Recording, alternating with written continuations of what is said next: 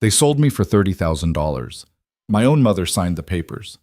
That's how this story begins. Not with love, not with hope, but with a transaction that should have been my death sentence. I was handed over to one of Chicago's most dangerous men like damaged cargo, bruised and broken, expecting nothing but an end. But what happened instead? He looked at me, really looked, and everything I thought I knew about monsters shattered. If you want to know how a girl who was sold like trash became the woman who built an empire from her scars, stick with me until the end. And drop a comment telling me what city you're watching from. I want to see how far this story travels. The basement smelled like mildew and old cigarettes. Lena Carter sat on the concrete floor, her back against the wall, knees pulled tight to her chest. Her ribs ached where her mother's boyfriend had kicked her 2 days ago. The bruise on her cheekbone had turned a sick yellow-green, and her split lip had finally stopped bleeding that morning. She was 23 years old, and she'd stopped counting the ways her mother had failed her somewhere around 15. The door opened. Fluorescent light spilled down the stairs, and Lena squinted against it. Her mother's heels clicked on each step, sharp, deliberate. Diane Carter didn't do anything without intention. "Get up!" Diane's voice was flat, businesslike. Lena didn't move fast enough. Diane's fingers closed around her upper arm, nails digging in through the thin fabric of her shirt. I said, "Get up." Lena stumbled to her feet. Her mother had that look, the one that meant she'd made a decision Lena wouldn't like. That look had preceded every bad thing that had ever happened to her. "What's going on?" "You're leaving." Diane was already turning away, heading back upstairs. "Clean yourself up. You look like hell." The bathroom mirror confirmed it.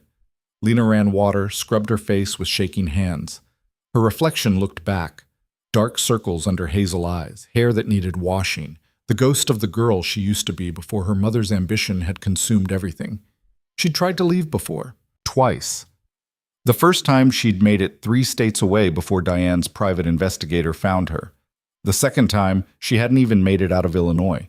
Her mother had connections, the kind that made disappearing impossible. "What are you doing up there?" Diane's voice carried up the stairs. "Move." Lena pulled on the cleanest clothes she could find, jeans, a black sweater that hid most of the bruises. She didn't bother with makeup. What was the point? When she came downstairs, there were 2 men in the living room she'd never seen before. One was tall, built like he spent his life in a gym, with a scar running through his left eyebrow. The other was older, gray at the temples, wearing a suit that probably cost more than Lena had seen in her entire life. "This is her?" The older one looked at Diane, then at Lena. His expression didn't change. "Yes." Diane smoothed her hair. "As discussed. She's damaged. The price reflects that." Lena's stomach dropped. The price?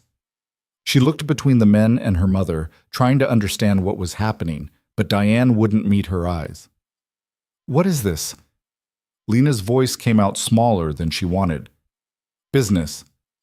Diane lit a cigarette, exhaled smoke toward the ceiling. "Marcus, show her the papers." The younger man, Marcus, pulled a folder from inside his jacket. He set it on the coffee table, flipped it open. Lena saw her name, a dollar amount that made her dizzy, and her mother's signature at the bottom. "You're being transferred, Parkin," Marcus said. His voice was surprisingly gentle. "To Mr. Volkov's care." Transferred.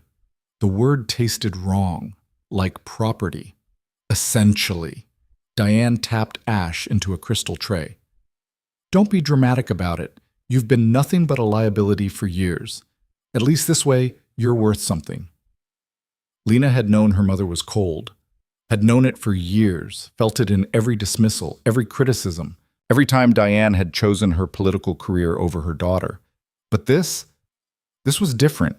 This was selling her own child to men who looked at her like an acquisition. "Who's Volkov?" Marcus and the older man exchanged a glance. The older one spoke. "Someone who keeps his agreements. That's all you need to know." "And what's the agreement?" "That's between your mother and Mr. Volkov." Marcus closed the folder. "You ready?"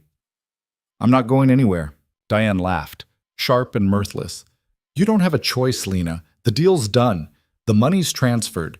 You either walk out of here with them or they carry you out. Either way, you're going." Lena looked at the door. Marcus shifted, blocking the path without seeming to move. She could scream, but who would come? The neighbors had learned years ago not to interfere with Diane Carter's business. Why? The question came out broken. What did I do that was so bad you exist? Diane stubbed out her cigarette. You're a reminder of mistakes I made before I knew better. And now you're a problem I can't afford. Gregory's been asking questions about you, about where you came from, who your father was. I can't have that. Not now. Gregory, her mother's current boyfriend, the one with political connections and money and a smile that never reached his eyes. The one who'd put his hands on Lena and then told Diane she'd been asking for it. So you're selling me to make him happy? I'm eliminating a complication. Diane checked her watch. Are we done here? I have a meeting at 6. The older man nodded to Marcus, who moved toward Lena. She considered fighting, but what was the point? She'd been fighting her whole life, and it had gotten her nowhere. Maybe this Volkov, whoever he was, would just kill her quickly. Maybe that would be better than this. Let's go. Marcus's hand on her elbow was firm, but not cruel. The car's outside. The black SUV looked expensive. Marcus opened the back door, and Lena climbed in. The interior smelled like leather and something else. Cologne, maybe. The older man got in the driver's seat. Marcus sat beside her. They drove through Chicago as the sun set, turning the skyline into silhouettes against an orange sky. Lena watched the city pass, wondering if she'd see it again, wondering if she wanted to. You hungry? Marcus asked. The question surprised her. What? It's a 2-hour drive. We can stop if you want food. I don't have any money. That's not what I asked. Lena looked at him, really looked. He had kind eyes, which seemed wrong for someone who'd just participated in buying a person. Who are you? Marcus Webb. I work for Mr. Volkov.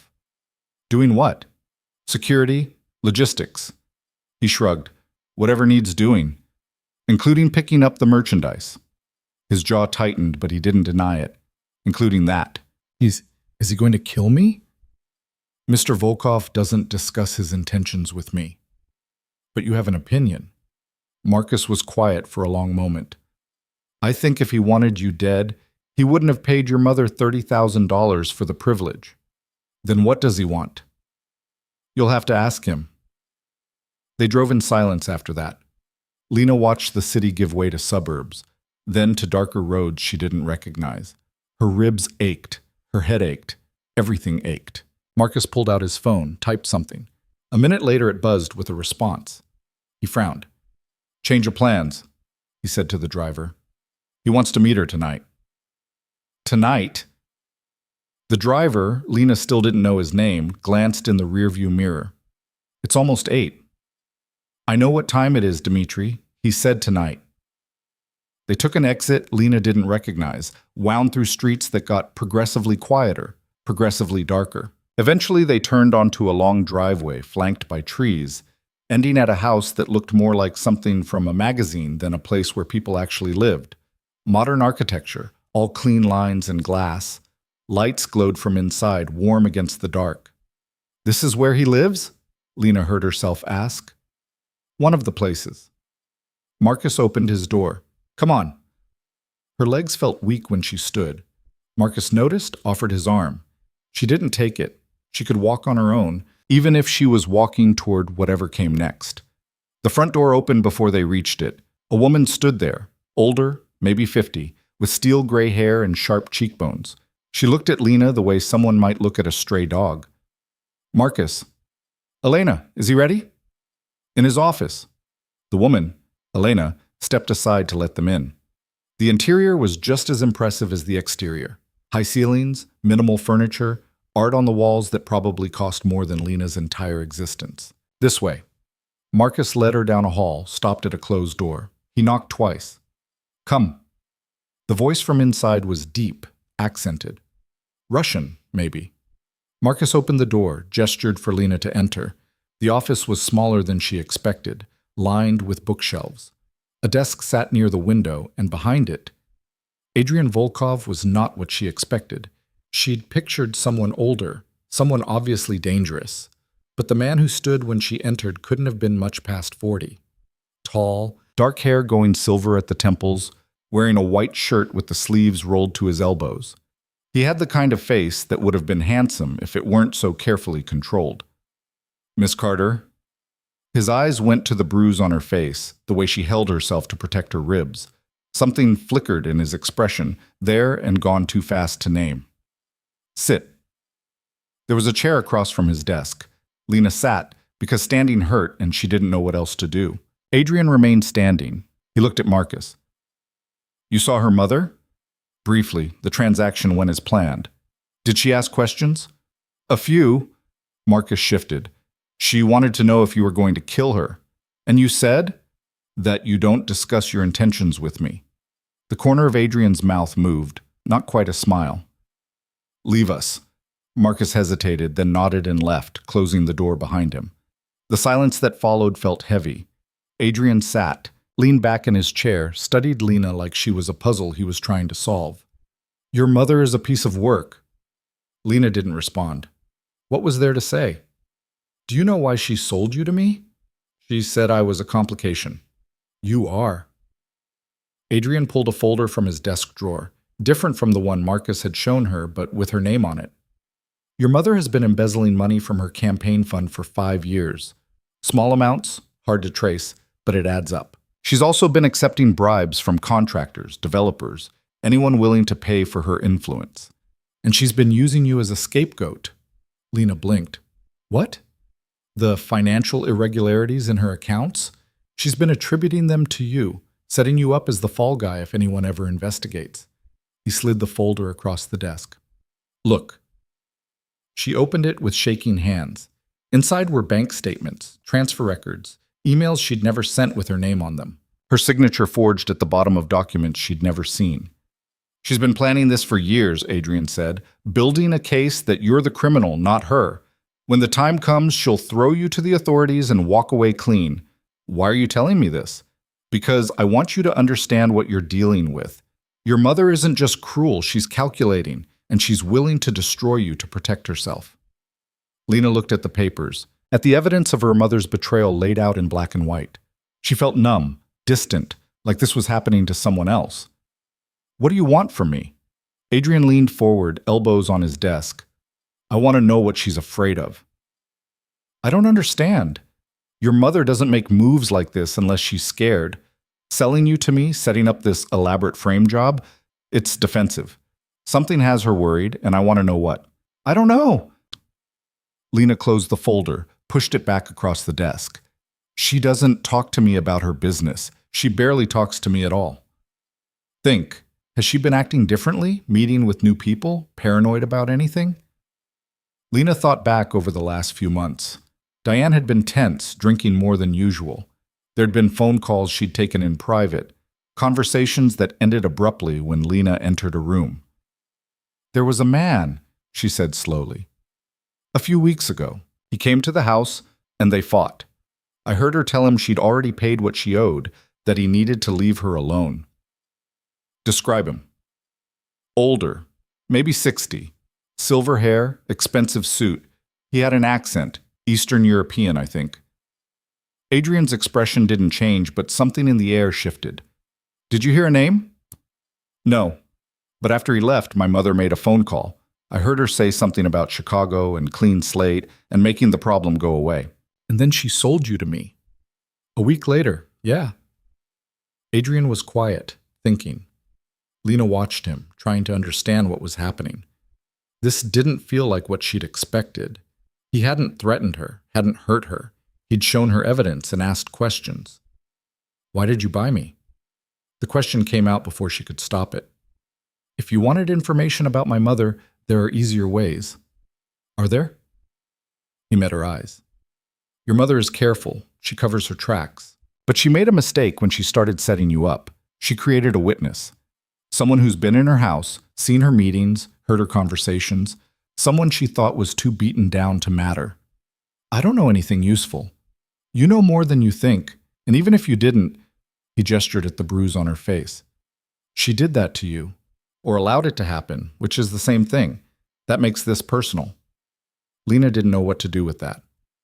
So what happens now? Now we make a deal. Adrian pulled out a pen, a piece of paper. You help me build a case against your mother. Everything you know, everything you've seen, everything you can remember. In exchange, I give you protection and resources to disappear when this is over. And if I say no, then I'll have Marcus drive you back to Chicago, and you can take your chances with whatever your mother has planned. He held her gaze. But we both know how that ends. Lena looked down at her hands. They were shaking. Everything was shaking. She's really going to frame me for all of it. Yes. And then what? Prison? If you're lucky. If you're not, she'll make sure you don't live to testify. The numbness was cracking. Underneath it, Lena felt something she hadn't felt in years. Anger. Hot and bright and clarifying. What do you get out of this? She asked. What's your angle? Your mother cost me money. A development deal that fell through because she took bribes from my competitor. I want compensation, and I want to make sure she can't do it again. So this is about business. Everything's about business. Adrian set down his pen. But that doesn't make the offer less real. You help me, I help you. You get free, I get justice. Everyone wins except Diane. Lena thought about her mother's face when she'd stubbed out that cigarette, the casual cruelty in her voice. You're a reminder of mistakes I made before I knew better. Okay, she heard herself say. I'll help you. Adrian nodded once, like he'd expected nothing less. Good. We'll start tomorrow. Tonight, Elena will show you to a room. You'll stay here while we work. I'm a prisoner. You're a guest. There's a difference. Is there? For the first time, something like humor touched his face. Ask me again in a week. Elena appeared when Adrian called her, led Lena upstairs to a bedroom that was bigger than the entire basement she'd been locked in. There was a bed with clean sheets, a bathroom with actual hot water, windows that looked out over dark trees. There are clothes in the closet, Elena said. They might not fit perfectly, but they'll do for now. Breakfast is at 7. Don't be late. She left before Lena could respond. The door closed with a soft click, and Lena was alone. She locked the bathroom door before she undressed, even though she knew it probably didn't matter. The hot water hurt where it hit her bruises, but it also felt like washing away something she couldn't name. She stood under the spray until it ran cold, then dried off and found pajamas in the closet that were only slightly too big. The bed was soft. The room was quiet. Through the window, she could see stars. Lena lay down and waited to feel something, fear, maybe, or regret. But all she felt was tired. So tired she could barely keep her eyes open. She fell asleep thinking about her mother's signature on those papers. About the price. About the fact that for $30,000, Diane had traded away the last piece of evidence that she'd ever been human. When Lena woke, sun was streaming through the windows and someone was knocking on her door. Breakfast, Elena called. 5 minutes? Lena dressed in clothes from the closet, jeans that fit well enough, a gray sweater. Her face in the bathroom mirror looked better than it had in days. The bruises were still there, but her eyes were clearer. Downstairs, she found a dining room with a table that could seat 12. Adrian sat at one end with a cup of coffee and a newspaper. Marcus was there too, eating eggs and reading something on his phone. Sit, Adrian said, not looking up. Elena made enough for an army. The food was good, better than good. Lena hadn't realized how hungry she was until she started eating. She made it through half a plate before she noticed Adrian watching her. What? You're tougher than you look. I've had practice. I'm sure you have. He set down his coffee. Marcus is going to take you shopping today. You need clothes, shoes, whatever else. Get what you need. I told you, I'm not asking you to pay for it. Adrian stood, folded his newspaper. Consider it an investment. You're going to be working with me, and I can't have you looking like a victim. I am a victim. No. He stopped at the door, looked back at her. You were a victim. Now you're someone with information I need, and a reason to use it. That's different. He left. Marcus finished his eggs, set down his fork. He's not wrong, Marcus said. About the clothes, I mean. You'll feel better if you don't look like you've been through hell. I have been through hell. I know, but there's no reason to advertise it. The shopping trip was surreal. Marcus took her to stores where nothing had price tags, where salespeople appeared before she could ask for help. He told her to get what she wanted, and when she hesitated, he started picking things out. Practical things, mostly, but nice. Quality. "You don't have to do this," Lena said when they stopped for coffee between stores. "I know." "Then why are you?" Marcus was quiet for a moment, stirring sugar into his espresso. "I was 16 when Adrian found me, living on the street, stealing to eat. He could have left me there, but he didn't. He gave me a job, taught me skills, treated me like I mattered. Maybe I'm paying that forward." "I'm not 16. "No. But you're still someone who got dealt a bad hand through no fault of your own, and maybe you deserve a chance to shuffle the deck." They got back to the house at 4. Lena carried her bags upstairs, hung up clothes, and tried to process the fact that this was her life now. Working with a man she barely knew to take down her mother. Living in a house that felt more like a hotel. Wearing clothes that cost more than she used to make in a month. Adrian knocked on her door at 6. "We're starting," he said. "My office, now." The next 3 hours were brutal. Adrian asked questions, specific, detailed questions about her mother's habits, her schedule, the people she met with. He had files on everyone Diane knew, and he made Lena go through them one by one, identifying who she'd seen at the house, what they'd talked about, what her mother's demeanor had been. "This one." Adrian tapped a photo. "Randall Hayes. You've seen him?" 3 times, maybe 4. Lena rubbed her temples. "They met in my mother's study. I wasn't supposed to listen, but I heard them arguing about permits." "What kind of permits?" "Construction. Something about a development on the south side that was getting held up by zoning regulations." Adrian made a note. "And then what?" "My mother made a phone call. I heard her tell someone the problem was handled, that the permits would go through." "When was this?" 6 months ago, maybe 7. "Good. What else?" They went through photo after photo, incident after incident.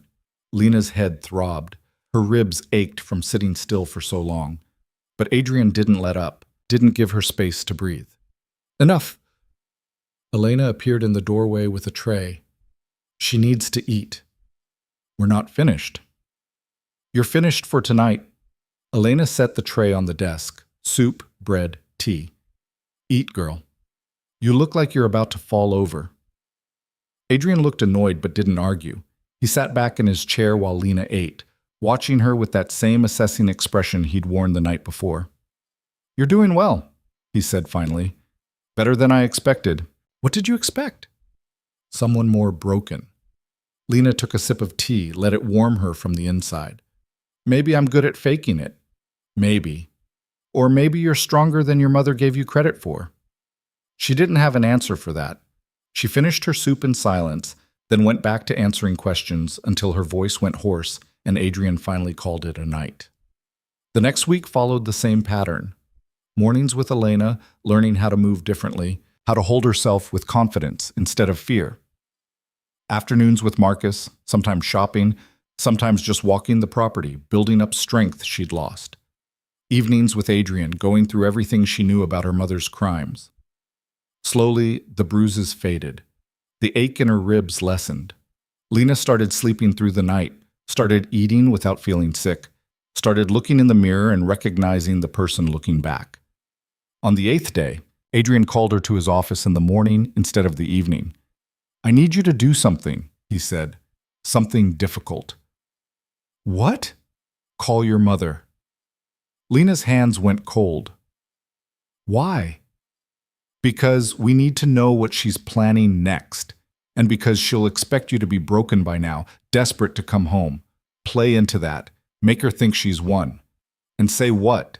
Whatever you have to. Just get her talking." He slid a phone across the desk. "It's recorded.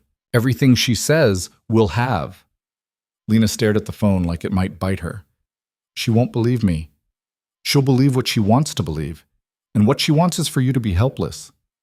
Lena picked up the phone with shaking hands, dialed the number she'd known her whole life. It rang twice before her mother answered. "Who is this?" "It's me." Lena's voice came out small, weak. It wasn't hard to fake. "It's Lena." Silence. Then, "Where are you?" "I don't know. Somewhere outside the city. Mom, please. Did he hurt you?" "No, he's keeping me locked up, asking questions about you, about your work. I don't know what to tell him." "Tell him nothing." Diane's voice sharpened. "Do you understand me?" "Nothing." "I'm trying, but he... Mom, I'm scared." "Good. You should be. He's dangerous, Lena. More dangerous than you understand. If you tell him anything, he'll use it against both of us." "What does he want to know?" Another pause. "It doesn't matter. You don't know anything worth knowing anyway." The casual cruelty of it landed like a blow, but Lena pushed past it. "He has files, papers with my name on them. I'm aware." "Did you..." Lena let her voice break. "Did you really set me up?" "I did what I had to do to protect my career. Don't take it personally." "How am I supposed to not take it personally?" "Because it's business, Lena. It's always been business." Diane sighed, impatient. "Look, I don't have time for this. If Volkov contacts me, I'll handle it. In the meantime, keep your mouth shut and do what you're told. You're good at that, at least." The line went dead. Lena set down the phone. Adrian was watching her with an expression she couldn't read. "Well," she said, "did you get what you needed?" "More than I expected." He stopped the recording, saved it. "She just admitted to the frame job on tape. That's a confession." She didn't confess to anything specific. She didn't deny it either, and her advice to you, keeping quiet, not cooperating, that establishes consciousness of guilt. Adrian leaned back. "This is good, Lena. This is very good." Lena didn't feel good. She felt empty. She didn't even ask if I was okay. "Did you expect her to?" "No." She looked at her hands. They'd stopped shaking. "But I think maybe I hoped. Hope is expensive." Adrian stood, walked to the window. "But anger is free. And from where I'm standing, you have plenty of reason to be angry." He was right. The numbness was cracking again, and underneath it, that bright-hot fury was building. Her mother had sold her, framed her, dismissed her, had treated her like she was nothing. Maybe it was time to prove Diane wrong. "What's next?" Lena asked. Adrian turned from the window, and for the first time since she'd met him, he smiled. Not a polite gesture, but something with teeth. "Now we build the case that takes her down." The case took shape slowly, like developing a photograph in a darkroom. Each piece of evidence Adrian collected added another layer, another shadow, until the picture of Diane Carter's corruption became impossible to ignore.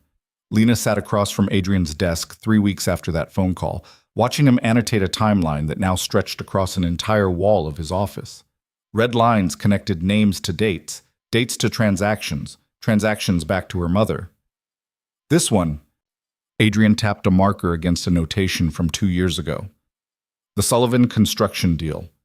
You said you saw him at the house? Twice. The second time he left an envelope. Did you see what was in it? Cash.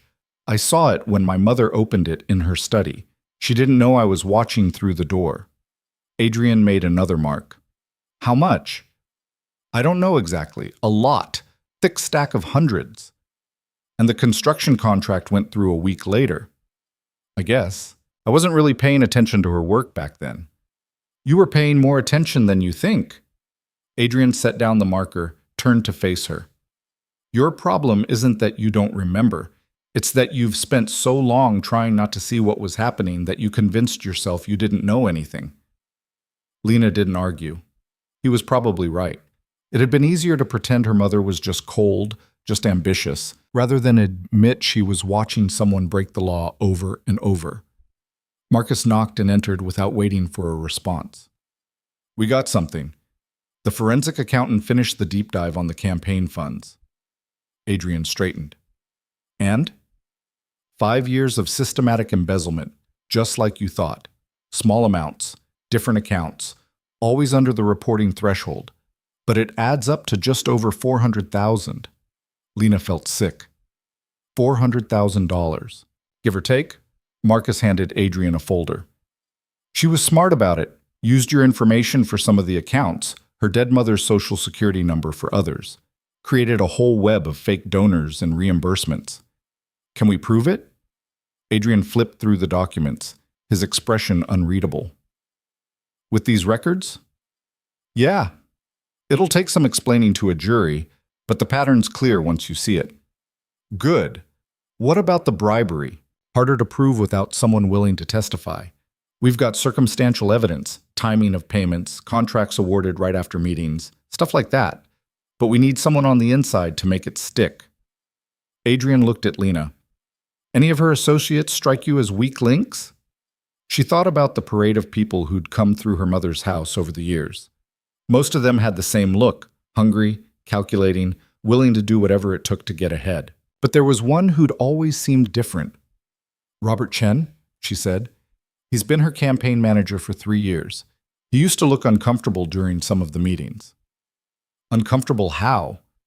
Like he knew something wrong was happening but didn't know how to stop it. He's not like the others. He actually seems to care about doing the right thing. Marcus made a note.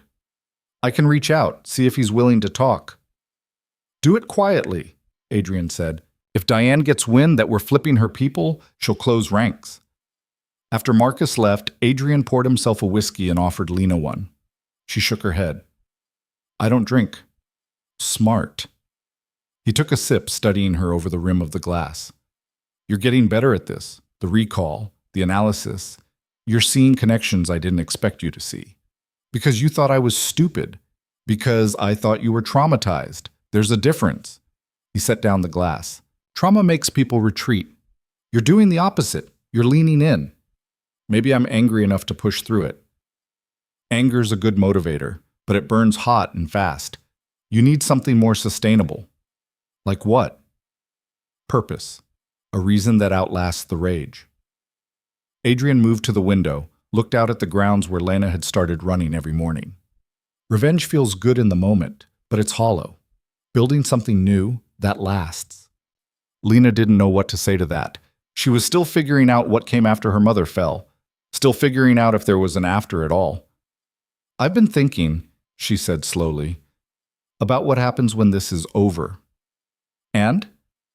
I don't know where I'll go. I don't have money, no real job history, no place that's safe. We discussed this. When it's done, you disappear. New city, new identity, if necessary. And then what? I just exist somewhere, pretending none of this happened? Adrian turned from the window. What else did you have in mind? I don't know yet, but hiding feels like another kind of prison. Better than the alternative. Is it? Lena stood, restless. My mother made me invisible my whole life, told me I didn't matter, that I was nothing. If I just disappear after this, isn't she right? She's not right about anything. Then let me be visible. Let me... She struggled for the words. Let me matter. Adrian was quiet for a long moment. You matter now. You matter to this case. That's not the same. No, but it's a start. Elena found Lena in the gym the next morning, halfway through a workout that was more about punishing herself than building strength. The older woman watched from the doorway until Lena noticed her. You're going to hurt yourself, Elena said. I'm fine. You're angry. There's a difference. Elena walked over, adjusted Lena's stance on the weight machine. Anger makes you sloppy. You want to be effective. You need to channel it. And you're an expert on that. I've had my share of rage. Elena's expression was unreadable. I learned to make it useful instead of destructive. Lena let the weights drop with a clang. How? By deciding what I wanted more. To hurt the people who hurt me. Or to build something they could never touch. Elena handed her a towel. Revenge is easy. Creation is hard. But only one of them actually heals you. You sound like Adrian. Where do you think he learned it? Elena smiled, brief and sharp. Come, I want to show you something. She led Lena upstairs to a room Lena hadn't been in before. Inside were file cabinets, computers, boards covered in photographs and documents. It looked like something from a crime show. This is what Adrian does, Elena said. People like your mother, people who think they're untouchable, he finds their weaknesses, he builds cases, and then he dismantles them piece by piece. Why? Because someone dismantled him once, took everything he had, everyone he loved. He could have spent his life seeking revenge. Instead, he built this. A way to make sure others don't have to lose everything like he did. Lena looked at the boards, at the names and faces of people she didn't know. How many? In 10 years, 17 major cases, dozens of smaller ones. Corrupt politicians, dirty cops, businessmen who thought money made them immune to consequences. Elena's voice was matter-of-fact. He's not a good man, Lena, but he's effective. And sometimes effective is more important than good. You think I should be like him? I think you should decide what you want. Adrian is offering you protection and a way out. That's more than most people get, but if you want something beyond survival, you need to figure out what that looks like. The conversation stayed with Lena through the rest of the day. That night, instead of going to Adrian's office for their usual session, she knocked on his door at 10 p.m. Come in. He was still working, papers spread across his desk, a glass of whiskey half empty beside him. He looked tired in a way she hadn't noticed before. I want to testify, Lena said. Adrian set down his pen. What? When you take my mother down, I want to testify against her, in court, in front of everyone. I want to tell them what she did. That's not how this works. Then change how it works. Lena moved into the room, stood across from his desk. You said, I matter to this case. Prove it. Let me be part of taking her down, not just the source of information. Public testimony puts a target on your back.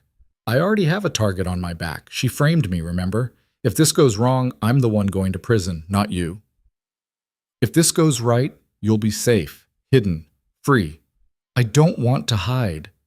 The words came out stronger than she expected. I spent my whole life hiding, being quiet, being small, trying not to take up space. I'm done with that. Adrian studied her, his expression unreadable. You understand what you're asking? Public testimony means media coverage, scrutiny, your name and face everywhere. It means your mother's lawyers will tear you apart on the stand. They'll call you a liar, a troubled daughter with an axe to grind.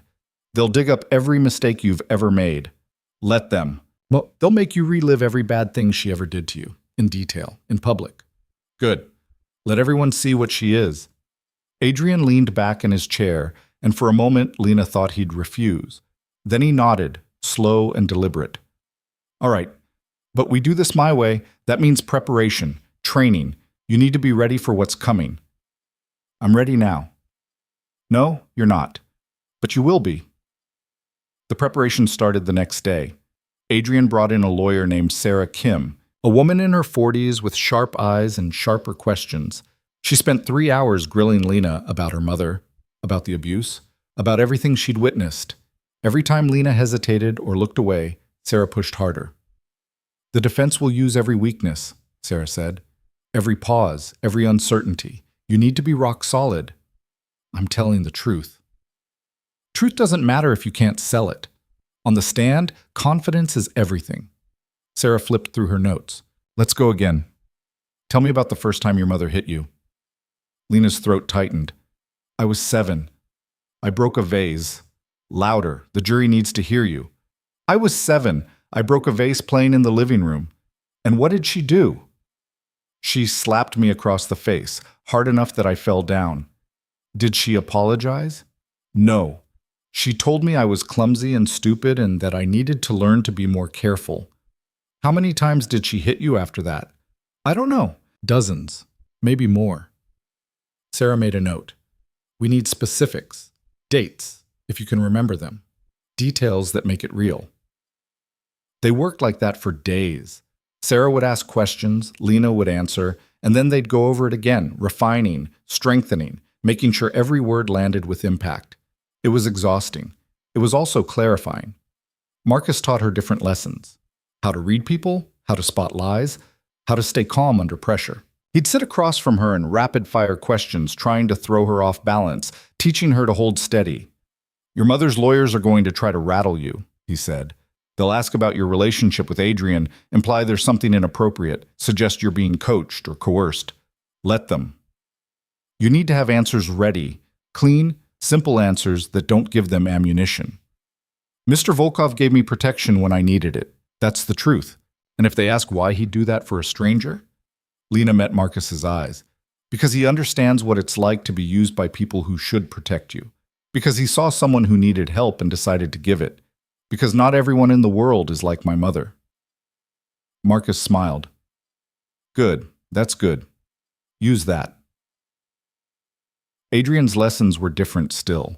He taught her about power, how to recognize it, how to project it, how to take it when it was offered. Your mother's strength comes from making people believe she's untouchable, he said one evening. They were in his office, going over her testimony again. You break that by showing everyone she's human, fallible, vulnerable. By humiliating her. By exposing her. There's a difference. Feels the same to me. It's not. Humiliation is about revenge. Exposure is about truth. Adrian set down his pen, looked at her directly. Which one matters more to you? Lena thought about it.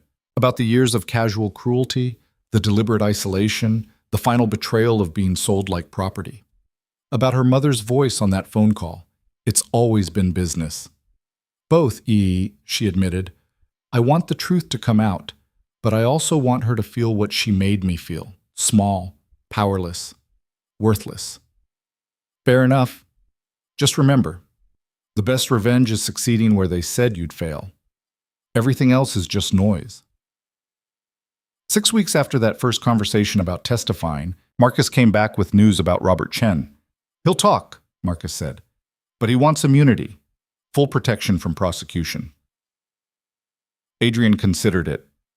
What's he offering?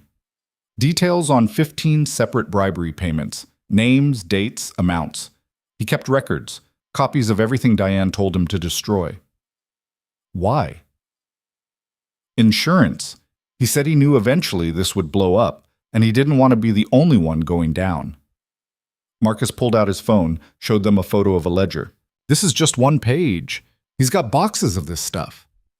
Lena looked at the handwriting, her mother's precise script documenting corruption like grocery lists. She kept records of her own crimes? Arrogance, Adrian said. She thought she was too careful to get caught. That's the weakness we exploit. The immunity deal went through. Robert Chen turned over everything, ledgers, emails, recordings of conversations where Diane explicitly discussed bribes and fraud. The case went from strong to airtight. We're ready, Sarah said after reviewing Chen's materials. We can take this to the prosecutors tomorrow. Not yet. Adrian was looking at the timeline wall again, at the web of connections they'd built. We're missing something. What? The why. We know what Diane did and how she did it, but we don't know why she got so desperate that she sold her own daughter to make it stop. Lena spoke up from where she'd been sitting quietly. It's Gregory. Everyone turned to look at her. Her boyfriend, Lena continued, the one who was asking questions about me. She sold me a week after he started pushing. What if he found something? What if he's using it against her? Adrian's expression sharpened. Marcus, everything we have on Gregory Stanton, now. It took 3 days of digging, but they found it. Gregory Stanton wasn't just Diane's boyfriend. He was also the primary contractor on a waterfront development project that Diane had pushed through City Council 2 years earlier, a project that had received unprecedented tax breaks and zoning variances, a project that was now under federal investigation for bid rigging. He's going down, Marcus said. And he knows it, so he's making sure Diane goes down with him, or instead of him. Adrian pulled up financial records. Look at this. Gregory's been moving money offshore for months, liquidating assets he's getting ready to run. And my mother is the perfect scapegoat. She pushed the project through, approved the variances. Her fingerprints are all over it. If Gregory can make it look like she acted alone, he might walk away clean. Lena felt cold. So he's doing to her what she was going to do to me. Essentially, except he's better at it. What do we do? Adrian smiled, and it wasn't a nice expression. We use it. Gregory wants to throw Diane under the bus? We let him, but we make sure he goes down with her. The plan came together quickly. They'd approached the federal prosecutors with everything they had, Diane's embezzlement, the bribery, the frame job against Lena. But they'd also hand over evidence of Gregory's involvement in the waterfront deal, making it clear that both of them were dirty. It's a package deal, Sarah explained. They take both cases or they get neither. That way, neither one can cut a deal by flipping on the other. Will the prosecutors go for it? With this much evidence, they won't have a choice. The meeting with the prosecutors was set for a Friday morning. Adrian, Sarah, and Lena drove into the city together, boxes of evidence in the trunk. Lena watched Chicago pass outside the window, familiar streets that felt like they belonged to someone else's life. Nervous? Adrian asked. Terrified. Good. Means you're taking this seriously. He glanced at her in the rearview mirror. Remember, you're not the defendant here. You're the victim who's finding her voice. Let them see that. The prosecutor's office was in a federal building downtown, all marble floors and flags. The lead prosecutor was a woman named Janet Reeves, mid-50s, with the kind of presence that said she'd seen everything and wasn't impressed by any of it. This is ambitious. She was flipping through their evidence, her expression neutral. You're asking me to bring charges against a sitting city council member and a major developer. We're asking you to do your job, Sarah said calmly. The evidence is solid. Evidence is one thing, political will is another. Janet looked at Lena. And you're willing to testify? Yes. They'll destroy you on the stand, make you out to be a scorned daughter, mentally unstable, coached by, she glanced at Adrian, by interested parties. Let them try. Janet studied her for a long moment. You've got spine. I'll give you that. She closed the folder. All right. I'll take it to the grand jury, but I'm not making promises. Cases like this, they're complicated. Complication is why you became a prosecutor, Adrian said. Simple cases don't need someone with your skill set. Flattery doesn't work on me, Mr. Volkov. Wasn't flattery, just observation. Janet almost smiled. I'll be in touch. The grand jury handed down indictments 3 weeks later. Diane Carter and Gregory Stanton were both charged with multiple counts of bribery, fraud, embezzlement, and conspiracy. The news broke on a Wednesday evening, and by Thursday morning, it was everywhere. Lena watched the coverage from Adrian's living room, her mother being led into court in handcuffs, her face a mask of fury. Gregory doing the same, looking pale and trapped. Reporters shouting questions, cameras flashing. How does it feel? Marcus asked. He was sitting nearby, coffee in hand. Strange. Like watching something happen to strangers. They are strangers. The woman who raised you wouldn't have done what she did. This person, he gestured at the screen. This is who she really is. Diane made bail. So did Gregory. The trial was set for 4 months out, which meant 4 months of preparation, 4 months of media scrutiny, 4 months of waiting. Lena threw herself into getting ready. Sarah drilled her on testimony until she could recite it in her sleep. Marcus taught her how to handle reporters, how to deflect questions, how to project confidence even when she felt like breaking. Adrian made sure she understood the legal strategy, the defense's likely arguments, the weak points in their case. They're going to claim you're mentally unstable, he said one evening, that your mother tried to get you help, but you refused. They'll bring up the times you tried to run away, paint it as evidence of instability rather than abuse. And how do we counter that? By being unshakable, by telling your story clearly and consistently, by making the jury see you as credible. What if I'm not? Credible, I mean. Adrian looked at her, and his expression was surprisingly gentle. You are. You just don't know it yet. The night before the trial started, Lena couldn't sleep. She sat in the living room at 2 a.m. staring out at the dark grounds, thinking about everything that had led to this moment. Adrian found her there. He didn't say anything, just sat down nearby with 2 glasses of whiskey. I thought you didn't drink, he said. I don't, but tonight feels like an exception. He handed her a glass. She took a sip, coughed at the burn. It gets easier, Adrian said. The whiskey or the waiting? Both. He was quiet for a moment. You know you don't have to do this. Even now you could walk away. Take the deal I originally offered, disappear somewhere safe. I know, but you won't. No. Lena looked at the whiskey, at the way it caught the dim light. I need to see this through. I need to look her in the eye and tell the truth about what she did. Otherwise, I'll spend the rest of my life running from her shadow. even if it costs you? Even then. Adrian nodded slowly. Elena said you'd say that. Elena's perceptive. She's also worried about you. We both are. Because you think I'll break? Because we think you'll sacrifice too much for a victory that might not feel like one when it's over. He set down his glass. Revenge doesn't heal you, Lena. It just gives you something to focus on instead of the pain. Then what does heal you? I'll let you know when I figure it out. They sat in silence for a while, and Lena felt something shift. Adrian had been her protector, her teacher, her unlikely ally. But in this moment, he felt like something else, like someone who understood the weight she was carrying because he'd carried it himself. Thank you, C, she said quietly, for all of this, for seeing me when I was invisible. You were never invisible. You were just surrounded by people who refused to look. Adrian stood, offered her his hand. Get some sleep. Tomorrow changes everything. She took his hand, let him pull her to her feet, but sleep didn't come when she finally lay down.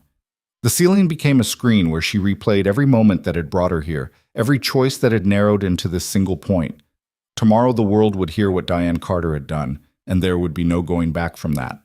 The courthouse was a circus. News vans lined the street, reporters jockeying for position, cameras everywhere. Adrian had warned her about this, but the reality was overwhelming. Marcus drove them through a side entrance, bypassing most of the chaos. But Lena could still hear the shouting, see the flashes through the tinted windows. Don't look at them, us, Sarah said from the front seat. Eyes forward, back straight. You're not running from anything. Inside, the courthouse felt quieter, but no less oppressive. Their footsteps echoed on marble floors. People stared. Lena kept her eyes forward like Sarah had instructed, but she could feel the weight of their attention, their curiosity, their judgment. The courtroom was smaller than she'd expected. Wooden benches, a judge's bench that looked too ordinary for what was about to happen, a jury box still empty. Diane was already seated at the defense table with her lawyers, 3 men in expensive suits who looked like they'd never lost a case. Gregory sat at a separate table with his own legal team, and the two groups were carefully not looking at each other. Diane turned when Lena entered. Their eyes met across the courtroom, and for a moment Lena saw something flicker in her mother's expression. Surprise, maybe, or recognition that her daughter had changed in the months since she'd been sold. Then Diane's face hardened into the mask Lena knew so well, and she turned away. All rise. Judge Martha Brennan entered, a black woman in her 60s with silver hair and an expression that suggested she'd heard every lie ever told. She took her seat, surveyed the packed courtroom, and Lena could have sworn she sighed.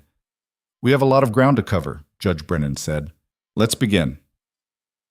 The first day was jury selection, 12 strangers who would decide whether Diane Carter and Gregory Stanton were criminals or victims of vindictive prosecution. Sarah had coached Lena through what to expect, but watching it happen was different. Each potential juror was questioned, examined, accepted or dismissed based on criteria Lena didn't fully understand. That one, she whispered to Sarah during a break. Seat 7. She keeps looking at my mother with sympathy. Good eye. We'll strike her. Sarah made a note. You're learning. By the end of the day, they had their jury, 7 women, 5 men, ranging from a college student to a retired teacher. They looked ordinary, tired, ready to go home. These were the people who would hear Lena's story and decide if it mattered. Opening statements started the next morning. The prosecution went first, Janet Reeves standing before the jury with the confidence of someone who knew she had the evidence. Diane Carter and Gregory Stanton built their careers on a lie, Janet said. The lie that they were public servants, that they cared about this city and its people. But the evidence will show you the truth, that they systematically defrauded taxpayers, accepted bribes, and when they were threatened with exposure, they were willing to destroy anyone who got in their way, including, in Ms. Carter's case, her own daughter. Janet gestured to where Lena sat behind the prosecution table. Every eye in the courtroom turned to her, and Lena forced herself to meet their gazes, to not flinch away. Lena Carter is here to tell you what her mother did, what she witnessed, what she endured, and how she was sold like property when she became inconvenient. This isn't a story about a difficult family relationship. This is about corruption, abuse, and a woman who valued power more than her own child's life. The defense attorneys came next. Diane's lead counsel was a man named Robert Morrison, silver-haired and smooth, with the kind of voice that made everything sound reasonable. "What you're going to hear," Morrison said, "is a tragic story of mental illness and manipulation. Lena Carter has struggled her entire life. Her mother tried to help her, tried to get her treatment, but Lena refused. And when she fell under the influence of Adrian Volkov, a man with his own agenda against Diane Carter, she became a willing participant in this vendetta. Lena felt Sarah's hand on her arm, a silent reminder to stay calm, to not react. The prosecution wants you to believe that a respected city council member, a woman who has dedicated her life to public service, suddenly became a monster. But the truth is simpler and sadder. This is a daughter who couldn't accept her mother's success, who resented her, and who found someone willing to weaponize that resentment for his own purposes." Gregory's attorney took a different approach, trying to distance his client from Diane entirely. "Mr. Stanton is a businessman who trusted the wrong people. He relied on city officials to operate within the law, and when they didn't, he became collateral damage in their schemes." The trial settled into a rhythm after that. The prosecution called witness after witness, Robert Chen, who detailed the bribery scheme with painful precision, forensic accountants who walked the jury through Diane's embezzlement, city officials who testified about suspicious contracts and improper influence. Lena watched her mother through it all. Diane sat perfectly still, her expression neutral, occasionally whispering to her lawyers. She looked like someone attending a tedious meeting, not someone on trial for her freedom. "She doesn't think she'll lose," Lena said to Adrian during a lunch recess. "She's never lost before. Why would this be different?" "Because this time someone's fighting back." Adrian glanced at her. "You ready for that to be you?" Lena was scheduled to testify in 3 days. 3 days to watch other people tell pieces of her story, to hear her mother's lawyers systematically tear apart each witness, to feel the weight of what was coming settle deeper into her bones. The night before her testimony, Lena threw up twice. Elena found her in the bathroom at midnight, brought her water, and sat on the edge of the tub. "I can't do this," Lena said. Her hands were shaking. "I thought I could, but I can't." "Yes, you can." "You don't know that." "I do." Elena's voice was firm. "Because you've already done harder things. You survived your mother. You chose to live when dying would have been easier. You walked into Adrian's house expecting death and found purpose instead. Sitting in a chair and telling the truth? That's nothing compared to what you've already done." "It doesn't feel like nothing."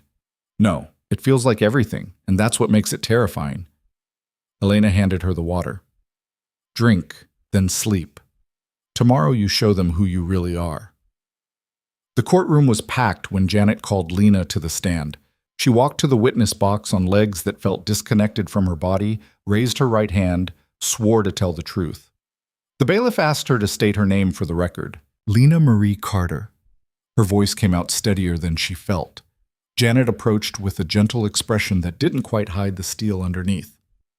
"Ms. Carter, can you tell the jury your relationship to the defendant, Diane Carter?" "She's my mother." "And how would you describe your childhood?" Lena had rehearsed this, had practiced until the words were automatic. But sitting here, with her mother 10 feet away and a dozen strangers watching, the rehearsed speech felt wrong. She looked at the jury instead of at Janet. "Lonely," she said. "I was lonely. My mother was busy with her career, and I understood that, or I tried to. But it was more than busy. She didn't want me around, didn't want to be reminded that I existed.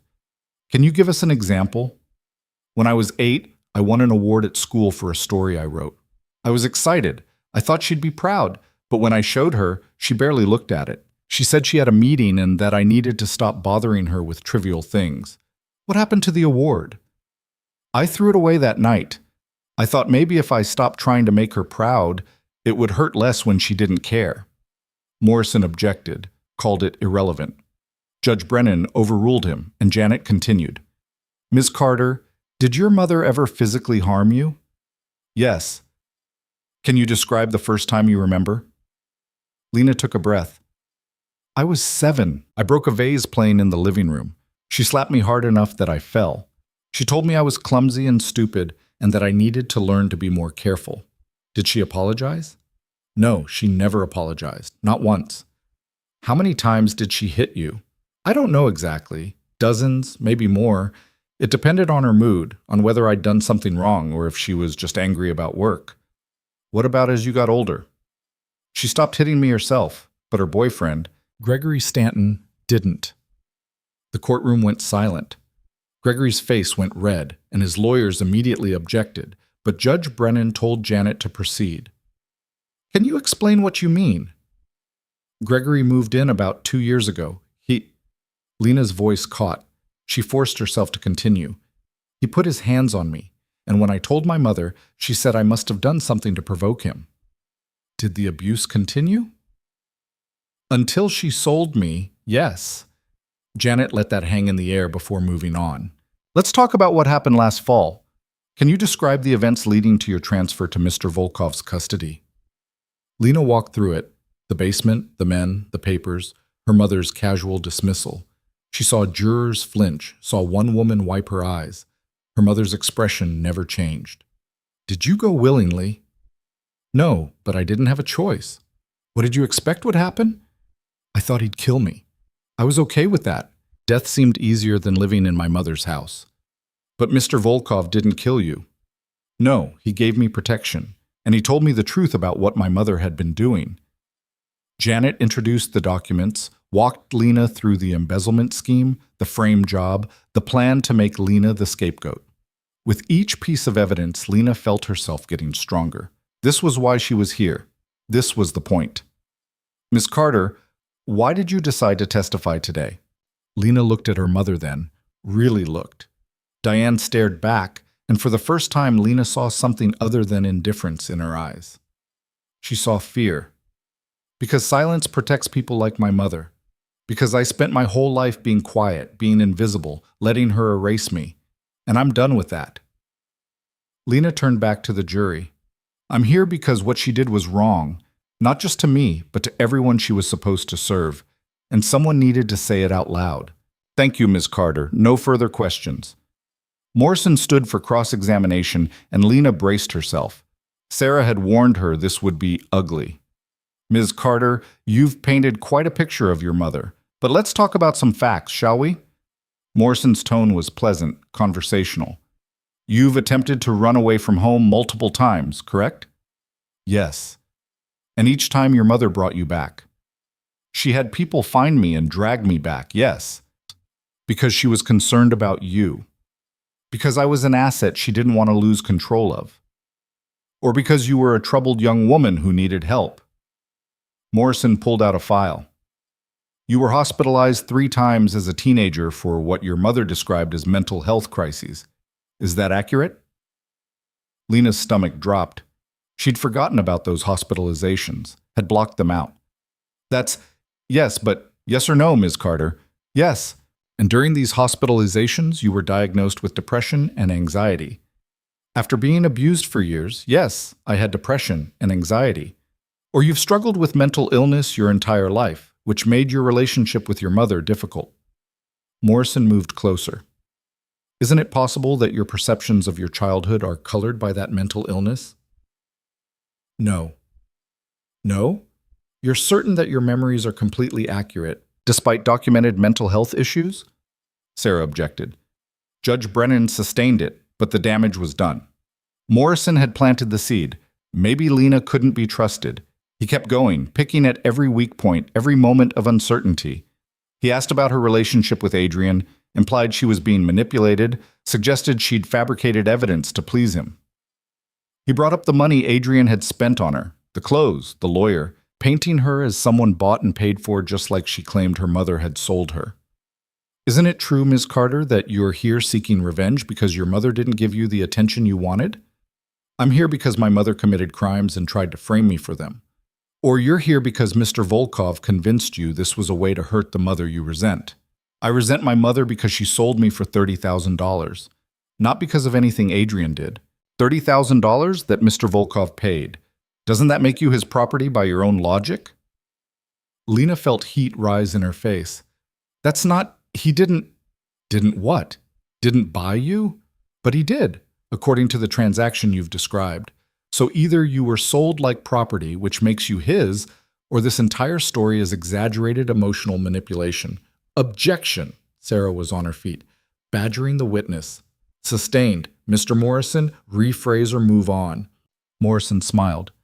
No further questions. Lena walked back to her seat, feeling like she'd been torn apart. Sarah leaned over, whispered, You did fine. He's trying to rattle you, but the jury sees through it. But Lena wasn't sure. She'd hesitated, stumbled, let him twist her words. Maybe Morrison was right. Maybe she was just a damaged girl seeking revenge. Adrian caught her eye from where he sat in the gallery. He shook his head once, a clear message. Don't spiral. Lena took a breath, tried to believe him. The prosecution rested the next day. The defense called their witnesses character references for Diane, people who swore she was a dedicated public servant who loved her daughter. Lena listened to them describe a woman she'd never met, a caring mother who'd done everything right. Gregory's defense focused on painting him as a victim of Diane's schemes, a businessman who'd trusted the wrong person. They brought in contractors who testified he'd been upset about the irregularities, that he'd tried to flag concerns. He's throwing her under the bus, Marcus muttered during a break. Completely. Will it work? Depends on the jury. Some of them look sympathetic to him. Diane's team countered by suggesting Gregory had manipulated her, that he'd taken advantage of her trust. The two defense strategies were fundamentally incompatible, each blaming the other client, and watching them cannibalize each other would have been satisfying if Lena weren't so exhausted. The trial stretched into its third week. More witnesses, more evidence, more legal arguments that made Lena's head spin. She showed up every day, sat behind the prosecution table, and watched her mother's perfect facade crack a little more with each damning piece of testimony. Robert Chen was particularly devastating on the stand, his detailed records leaving no room for interpretation. When Morrison tried to discredit him, Chen pulled out a recording, Diane's voice, crystal clear, instructing him to process a bribe payment. I need this handled quietly, Robert. The usual channels. Make sure it doesn't trace back. The jury's faces changed when they heard that. Whatever sympathy Morrison had built evaporated. Closing arguments came on a Friday. Janet went first, methodically walking through every piece of evidence, every witness, building an unassailable case. The defense wants you to believe this is complicated, that these are good people caught in bad circumstances.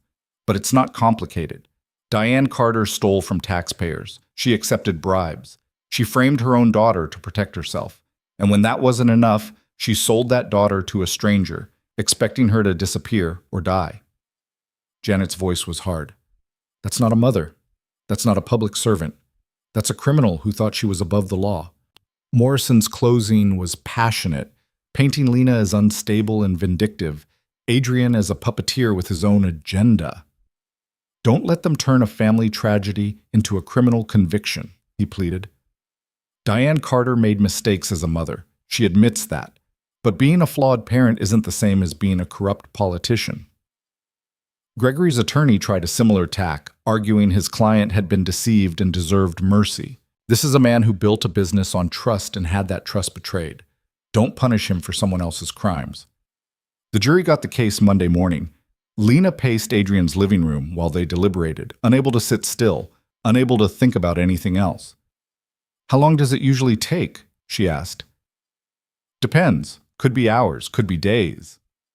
Adrian was reading, or pretending to. There's nothing you can do but wait. I hate waiting. Everyone does. The call came Tuesday afternoon. The jury had reached a verdict. Lena's hands shook as she got dressed, as Marcus drove them back to the courthouse, as they took their seats in the packed courtroom. Judge Brennan entered. The jury filed in, their faces unreadable. Lena tried to remember what Sarah had said about reading juries, but her mind was blank with fear. Has the jury reached a verdict? The forewoman stood, a middle-aged black woman who'd been a teacher. We have, Your Honor. In the case of the People versus Diane Carter, on the charge of embezzlement, how do you find? Guilty.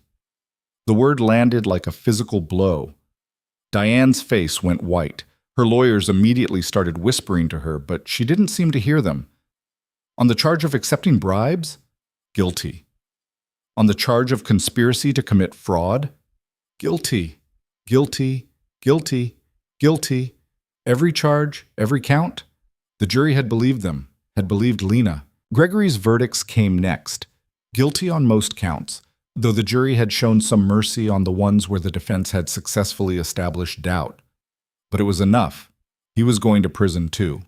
Judge Brennan set sentencing for 6 weeks out and dismissed the jury. The courtroom erupted, reporters shouting questions, supporters of both defendants crying out, the bailiffs trying to maintain order. Diane was led away in handcuffs, and as she passed Lena, she finally looked at her daughter, really looked. And in that moment, Lena saw not the powerful woman who'd controlled her life, but someone small and defeated and afraid. Was it worth it? Diane asked. Her voice was barely audible over the chaos. Lena met her mother's eyes. Ask me when I'm free of you. Outside the courthouse, the press was overwhelming. Cameras, microphones, everyone shouting at once. Sarah had prepared a statement, but when Lena stepped up to the microphones, she set it aside. My mother spent my whole life making me feel invisible, she said. The crowd quieted. She made me believe I didn't matter, that my pain didn't matter, that I was nothing more than an inconvenience to be managed or discarded. Today, a jury said that was wrong. They said I mattered. They said the truth mattered. Lena paused, gathering herself. This isn't about revenge. It's about making sure no one else has to live the way I lived. It's about showing that no one, not even someone powerful, someone connected, is above the law. Thank you. She walked away before they could ask questions, let Marcus and Adrian guide her to the car. The drive back was quiet. Lena stared out the window, trying to process what had just happened, what it meant. You okay? Marcus asked. I don't know. Lena pressed her forehead against the cool glass. I thought I'd feel different, triumphant or relieved or something, but I just feel tired. That's normal, Adrian said. You've been running on adrenaline for months. Now that it's over, you're crashing. Is it over? The trial is. Sentencing is in 6 weeks, but that's procedural. Your mother's going to prison, probably for a long time. Gregory too. And then what? Then you decide what comes next. That night, Lena sat in her room at Adrian's house and realized she had no idea what came next. She'd spent months focused on the trial, on making sure her mother faced consequences. She hadn't thought past that, hadn't let herself imagine a future beyond this moment. Elena knocked, entered with tea. You're thinking too much. Is there such a thing as thinking too little? For you? Probably not. Elena sat on the edge of the bed. The trial's done. You won. Now you need to figure out what winning means. I don't know. Then start with what you don't want. Sometimes that's easier. Lena thought about it. I don't want to hide. Adrian offered to set me up somewhere new. New identity. Fresh start. But that feels like running. What else? I don't want to be defined by what happened to me. I don't want to be the girl who was abused and sold. I want to be... She struggled for words. Something more than that. So be more. How? Elena smiled. That's the question you get to answer now, and no one can answer it but you. The question haunted her for days. What did she want? Who was she without the weight of her mother's shadow pressing down on everything? Lena started small. She took walks alone, something she'd never been allowed to do before. Just her and the quiet streets near Adrian's property. No destination in mind. No one tracking her movements. The first time, she made it 15 minutes before the panic set in, the feeling that someone was watching, that she'd be punished for leaving without permission. She called Marcus, hands shaking. I need you to come get me. Where are you? I don't know. A street with trees. I can't breathe. Breathe with me. In for 4 counts. Hold for 4. Out for 4. His voice was steady, grounding. You're safe, Lena. You're allowed to walk. No one's coming for you. It took 3 more tries before she made it an hour. A week before she could walk without checking over her shoulder every 30 seconds. Small victories that felt massive. The media attention died down slowly. There were follow-up stories, analysis pieces, think pieces about corruption and family trauma. Lena ignored most of it, but Sarah forwarded her an article from a women's advocacy group that had used her testimony in a campaign about domestic violence. "You're making an impact," Sarah said when they met for coffee, "whether you meant to or not." "I don't know what to do with that." "You don't have to do anything, but if you wanted to, there are organizations that would love to work with you. Support groups, advocacy work, speaking engagements." Lena wrapped her hands around her mug. "Speaking about what? How broken I was? How I let it happen for so long? About how you survived, how you found the strength to fight back." Sarah's expression softened. "You're not the only one who's been through this, Lena, and a lot of people in your position don't make it out. You did. That matters." The idea planted itself, took root. A few days later, Lena mentioned it to Adrian over dinner. "Sarah thinks I should do advocacy work. Speaking, maybe working with abuse survivors." Adrian set down his fork. "What do you think?" "I think it terrifies me." "That's not an answer." "I think—" Lena pushed food around her plate. "I think maybe that's the point, to take something terrible and make it useful. But I don't know if I'm ready." "You weren't ready to testify either. You did it anyway." That was different. That was about stopping her. And this would be about stopping it from happening to someone else. Seems similar to me. Adrian poured himself more wine. "But you don't have to decide now. Take time. Figure out what you actually want instead of what you think you should want." Sentencing came 6 weeks after the verdict. Lena attended, sitting in the gallery with Adrian on one side and Marcus on the other. Diane was brought in wearing an orange jumpsuit, her hair pulled back, no makeup. She looked diminished, older. Judge Brennan was thorough. She went through each charge, each count, her voice carrying the weight of judgment. "Ms. Carter, you were given a position of public trust, and you abused it systematically for personal gain. You stole from the people you were supposed to serve. You corrupted the political process, and when faced with consequences, you attempted to frame your own daughter for your crimes." The judge paused. "I've presided over many cases, Ms. Carter, but few have shown such calculated cruelty." Diane stood silent, her lawyer beside her. "On the charge of embezzlement, I sentence you to 8 years in federal prison. On the charges of bribery and conspiracy, an additional 6 years to run consecutively. You are ordered to pay full restitution to the city and all parties harmed by your actions." 14 years. Diane would be almost 60 when she got out. Lena watched her mother's face for a reaction, but there was nothing. Just that same blank mask she'd worn through the trial. Gregory got 12 years, his sentence slightly lighter due to the jury's partial acquittal on some charges. He cried when the sentence was read, begging for mercy the judge didn't give. When it was over, Lena walked out of the courthouse feeling like a weight had lifted and a new one had settled in its place. It was done. Her mother would be in prison for more than a decade. Justice, in its official form, had been served. "How do you feel?" Marcus asked as they drove away. "Like I should feel something more than I do." "What do you feel?" Lena thought about it. Relieved, sad, angry that I'm sad, guilty that part of me still wanted her to, I don't know, show remorse, admit she was wrong. She won't. I know. Doesn't stop me from wanting it. That night, Lena dreamed about her mother for the first time in weeks. In the dream, she was 7 again, showing Diane that writing award. But instead of dismissing it, her mother smiled, told her she was proud, hugged her. Lena woke up crying, hating herself for still wanting a mother who'd never existed. Elena found her in the kitchen at 3 a.m., making tea she wouldn't drink. "The dreams are the worst part," Elena said. She didn't ask, just knew. You dream about the person you wish she'd been instead of the person she was. Does it get better? Eventually, but first it gets worse. You have to mourn what you never had before you can move on from it. I don't want to mourn her. Then mourn yourself. The child who deserved better, the girl who needed a mother and got Diane instead. Elena took the kettle, poured water over tea leaves. Give yourself permission to grieve that. The grief came in waves. Some days Lena felt fine, strong, ready to take on whatever came next. Other days she couldn't get out of bed, couldn't stop crying over things that seemed small. A mother in a store being patient with her daughter. A TV show where a mom actually showed up for her kid.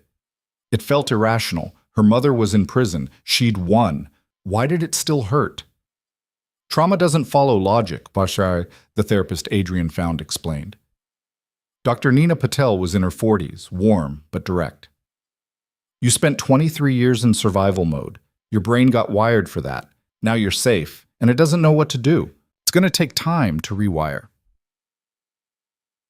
How much time?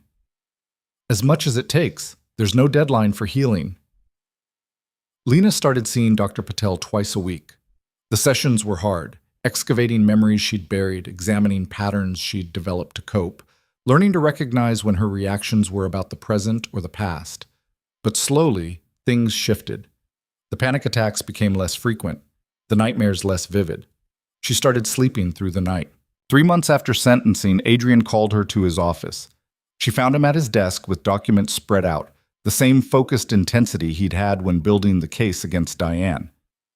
I need to show you something. He slid a folder across the desk.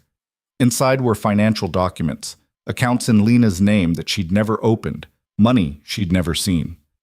Her mother's embezzlement, the funds that had been recovered and designated for restitution. What is this? The court ordered your mother to pay back what she stole. Part of that restitution is designated for you as her victim. It's not all of it. Most goes back to the city, to the people she defrauded. But this is yours. Lena looked at the number. It was more money than she'd ever imagined having. Enough to start over anywhere. Enough to build something real. I don't want her money. It's not her money anymore. It's yours. Money she stole and now has to give back. Adrian leaned forward. What you do with it is your choice. But don't refuse it out of pride or principle. She owes you this. Take it. The money sat in the account for 2 weeks while Lena tried to figure out what to do with it. She could travel, disappear like Adrian had originally suggested. She could go to school, finally get the education Diane had discouraged. She could invest it, save it, pretend it didn't exist. Or she could use it to build something her mother never could, something that actually helped people. The idea came to her during a session with Dr. Patel.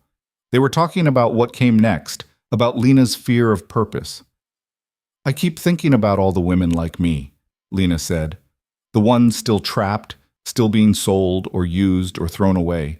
What happens to them if they don't have someone like Adrian to step in? What do you think should happen? They should have somewhere to go, somewhere safe, where people understand what they've been through, where they can figure out who they are without someone telling them. Dr. Patel smiled. That sounds like something you could build. The seed became a plan. Lena started researching domestic violence shelters, women's advocacy organizations, support programs for abuse survivors. She talked to social workers, therapists, former shelter residents. She learned about gaps in services, about women who fell through cracks because they didn't fit neat categories. She presented the idea to Adrian one evening after dinner. He listened without interrupting as she outlined her vision, a residential program for women escaping abuse, particularly those who'd been trafficked or sold by family members. A place that offered not just shelter, but real support. Therapy, job training, legal assistance, childcare. A place where women could stay as long as they needed to rebuild their lives. It's ambitious, Adrian said when she finished. Is that a nice way of saying impossible? No. It's a way of saying it's going to be hard, expensive, complicated. He poured them both wine. You'll need licensing, insurance, trained staff, a facility that meets regulations, funding beyond your restitution money. I know, I've been looking into it. And you're sure this is what you want, not just something you think you should do? Lena met his eyes. I'm sure. For the first time since this all started, I'm actually sure about something. Adrian nodded slowly. Then I'll help you. You don't have to. I know I don't have to. I'm choosing to. There's a difference. With Adrian's backing and connections, things moved faster than Lena expected. They found a property, a former boarding house in a quiet Chicago neighborhood, big enough for 12 residents plus staff. It needed work, but the bones were good. They hired contractors, designers who understood the need for spaces that felt safe rather than institutional. Marcus connected them with security consultants who could make sure residents would actually be protected. Elena helped recruit staff, drawing from her network of social workers and therapists who'd worked with trauma survivors. Sarah handled the legal aspects, making sure they were compliant with every regulation. Lena threw herself into it with an intensity that surprised everyone, including herself. She interviewed every potential staff member personally, wanting to make sure they understood that this wasn't charity. It was about giving women agency and choice. She worked with therapists to design programs that addressed real needs instead of checking boxes. She fought with contractors about making the space feel like a home instead of a facility. "You're good at this," Elena observed one afternoon. They were at the property, overseeing renovations. "The advocacy, the organization. You have instincts for it. Or I'm just controlling because I finally can be. Maybe both. Doesn't make it less effective." The project took 8 months from concept to reality. 8 months of permits and hiring and training and 1,000 small decisions that added up to something real. Lena barely slept, running on coffee and purpose and the terror that she'd somehow screw this up. Dr. Patel called her on it during a session. "You're pushing yourself too hard. This program is important, but so is your own recovery." "I'm fine." "You're exhausted, and you're using work to avoid processing your trauma." "I processed it. I testified. My mother's in prison. What else is there?" "Healing isn't linear, Lena. It's not something you check off a list and move on from. You're building something beautiful, but if you burn yourself out doing it, what's the point?" Lena knew she was right, but slowing down meant feeling things she didn't want to feel, thinking about things she wanted to forget. Work was easier. Work had tangible results. Work didn't wake her up at 3 a.m. crying about the mother she'd never had. The breaking point came 2 weeks before the facility was set to open. Lena was at the property late, going over final details, when exhaustion finally caught up with her. She sat down on the floor of what would be the common room and just stopped. Couldn't move. Couldn't think. Couldn't keep pushing through on willpower alone. Adrian found her there an hour later. He didn't ask questions, just sat down beside her on the unfinished floor. "I don't know if I can do this," Lena said. Her voice sounded distant, disconnected. "Do what?" "Any of it. Run this place. Help people. Pretend I have my life together when I can barely get through a day without falling apart." "Who said you have to have your life together?" "I'm supposed to be helping women who've been through trauma. How can I do that when I'm still drowning in my own?" Adrian was quiet for a moment. "You know what makes you qualified to run this place? Not that you're healed, not that you have all the answers. It's that you know what it feels like to be where they are, and you chose to survive anyway." "I don't feel like I'm surviving. I feel like I'm faking it." "Everyone's faking it. Some people are just better liars." He stood, offered his hand. "Come on. Elena made dinner, and she'll be furious if we're late." Lena let him pull her up. "Why are you doing this? Really? You could have dropped me after the trial. Let me figure it out on my own." "I could have. But then who would I argue with about renovation choices?" Adrian's tone was light, but his expression was serious. "You matter, Lena. Not because of what you survived or what you're building, just because you do. And I'm not in the habit of abandoning people who matter." Something in her chest loosened at that. She'd spent so long believing she only mattered if she was useful, if she was achieving something. The idea that she could just matter, full stop, felt foreign and fragile and necessary.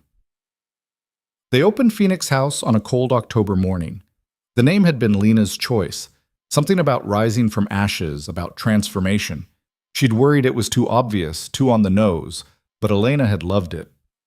"Obvious is fine," Elena had said. "Let people know exactly what you're offering. No confusion, no shame." The first resident moved in that afternoon. Her name was Ria, 26, referred by a social worker Adrian knew.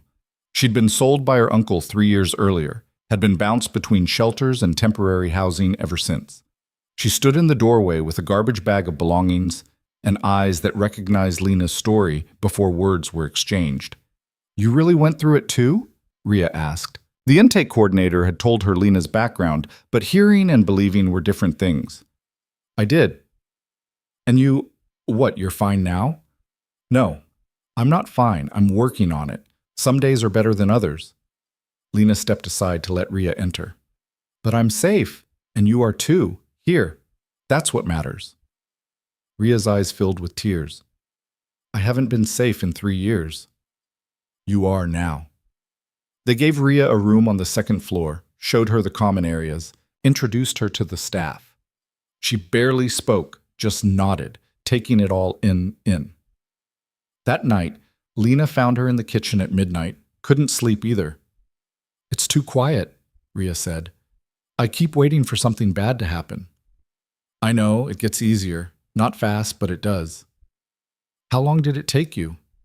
I'll let you know when it happens. Lena made tea, the ritual familiar and grounding. But I don't wake up expecting to be hurt anymore. That took about 6 months. 6 months. Or Rhea said it like a prison sentence. Or 3, or 10. Everyone's different. The point is, you don't have to rush it. This is your time. Use it however you need to. More women came. By the end of the first month, Phoenix House was at half capacity. 6 women, all with variations of the same story, trusted someone who shouldn't have been trusted, paid for it in ways that left scars, got thrown away when they were no longer useful. 6 women learning to exist without fear as a constant companion. Lena learned alongside them how to run a program, how to manage staff, how to handle crises when residents had flashbacks or panic attacks or moments when the trauma overwhelmed everything. She made mistakes, had to apologize, adjusted protocols based on what worked and what didn't. It was messy and imperfect and real. Adrian watched from a distance, stepping in when asked, but mostly letting Lena figure it out. He'd funded the startup costs, helped with connections, but he was clear that this was her project, her vision. He was just supporting it. You're different, he said one evening. They were in his office going over Phoenix House financials. Stronger, more confident. Or I'm just better at faking it. No, you've stopped apologizing for taking up space. That's not faking. Lena thought about that. She had stopped apologizing for her opinions, her needs, her right to exist in the world. When had that happened? She couldn't pinpoint a moment, just a gradual shift from asking permission to simply acting. Thank you, she said, for all of this. I wouldn't have made it without you. Yes, you would have. Maybe not here, maybe not this way. But you'd have made it. You're a survivor, Lena. That was true before I met you. I didn't feel like one. Most people don't. They just keep going because stopping isn't an option, and one day they look back and realize they survived. 6 months after Phoenix House opened, Lena got a letter from her mother. It came to Adrian's address, forwarded from the courthouse. She stared at the envelope for 3 days before opening it. The letter was short. No apology, no acknowledgement of wrongdoing. Just Diane's neat handwriting explaining that she'd been transferred to a different facility, that prison was exactly as terrible as expected, that she hoped Lena was satisfied with what she'd done. She still doesn't get it, Lena told Dr. Patel. She still thinks she's the victim here. Does that surprise you? No, but it makes me angry. Good. Be angry. What are you going to do with it? Lena thought about writing back, telling her mother exactly what she thought. But what would be the point? Diane would never hear her, never admit she'd been wrong. Lena could waste energy trying to make her mother understand, or she could use that energy for something that actually mattered. She threw the letter away without responding. Phoenix House grew. They hired more staff, expanded to full capacity, started a waiting list. Women came from all over, Chicago, the suburbs, other states. They came broken and scared and angry, and slowly, with support and safety and time, they started to heal. Not all of them made it. 2 women left within the first year went back to situations that had hurt them because familiarity felt safer than change. It destroyed Lena both times, made her question everything. You can't save everyone, Elena reminded her. You can offer help. They have to choose to take it. It's not enough. It's all anyone can do. Offer the help, respect the choice, keep the door open in case they come back. One of them did come back, 3 months after leaving. She was worse off than before, more broken, but also more ready. The second time, she stayed, she did the work, she healed, Lena learned to see that as the victory it was, instead of dwelling on the time lost. A year after opening Phoenix House, a local news station did a feature on the program. Lena agreed to be interviewed despite her terror of being back in the public eye. She talked about her mother, about being sold, about building something constructive from the wreckage of her past. The segment aired on a Tuesday. By Wednesday, Lena's phone was flooded with messages, women asking for help, donors offering money, organizations wanting to collaborate. The attention was overwhelming, but it also validated what they were doing. Phoenix House mattered. It was making a difference. Adrian watched the coverage from his office, a slight smile on his face. Marcus found him there. "She's doing well," Marcus said. "Better than well. She's exceptional." "You think she knows that?" "Probably not. But she's starting to believe it.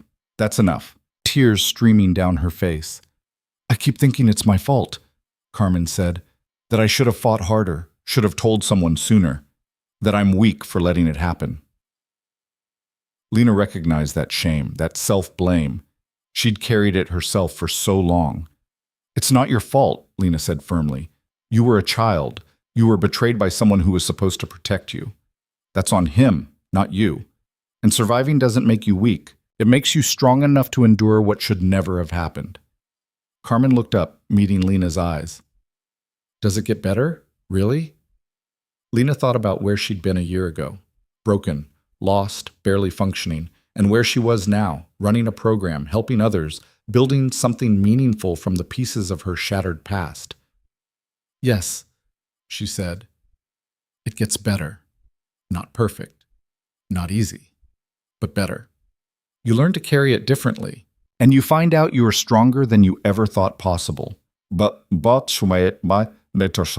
Carmen wiped her eyes, nodded. Around the room, other women watched with expressions that said they understood, that they'd asked themselves the same question. Lena saw her younger self in each of them, the doubt, the shame, the desperate hope that maybe, just maybe, there was a way out of the darkness. After the session ended, Lena found Adrian waiting in her office. He'd been coming by Phoenix House more frequently lately, not to check on operations, but just to be present. It was something she had noticed shifting between them over the past year, a quiet partnership that had evolved beyond the transactional arrangement that brought them together. "Rough session?" he asked. "They're all rough. That's kind of the point." Lena dropped into her chair, exhausted. Carmen's 19, and she's already been through hell most people can't imagine. But she's here. That's something. Is it enough? It's a start. Sometimes that's all we get. Lena looked at him, really looked. Adrian Volkov, the man who'd bought her expecting leverage and instead offered protection. The man who'd funded her dream without asking for anything in return. The man who'd taught her that power could be used for something other than destruction. "Why do you keep coming here?" she asked. "You've got your own work, your own cases. You don't need to keep checking on me." Adrian was quiet for a moment, considering his answer. "Maybe I like seeing what justice actually looks like when it works. My cases, they're about taking people down. Necessary, but destructive. This place? This is about building people back up. It's a better kind of justice. You could do this yourself, start your own program." "No, this is yours. He paused. "I'm learning from it, from you." The honesty in his voice caught her off guard.